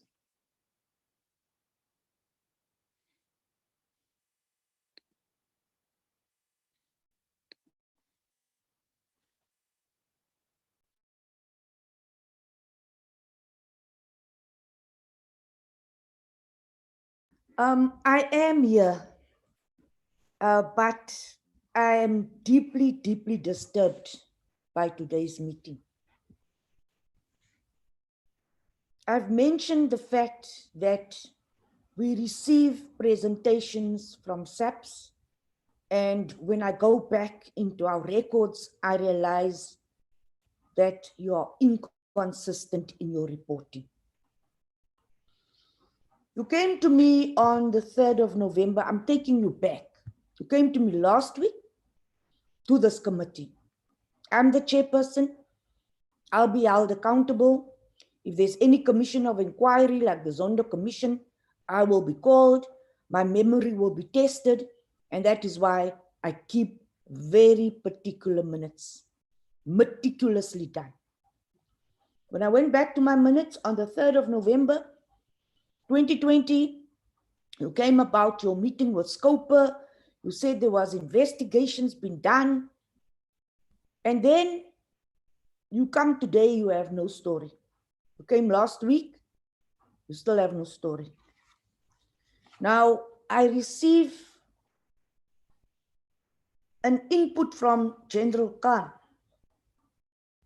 as if she has never been in this committee when this matter was mentioned. General Khan speaks about 2017 when they started dealing with this matter. My ruling in this meeting today is the police cannot investigate the police. If I have to write to the speaker to ask for an investigation into this matter, I shall do so. I shall take legal advice.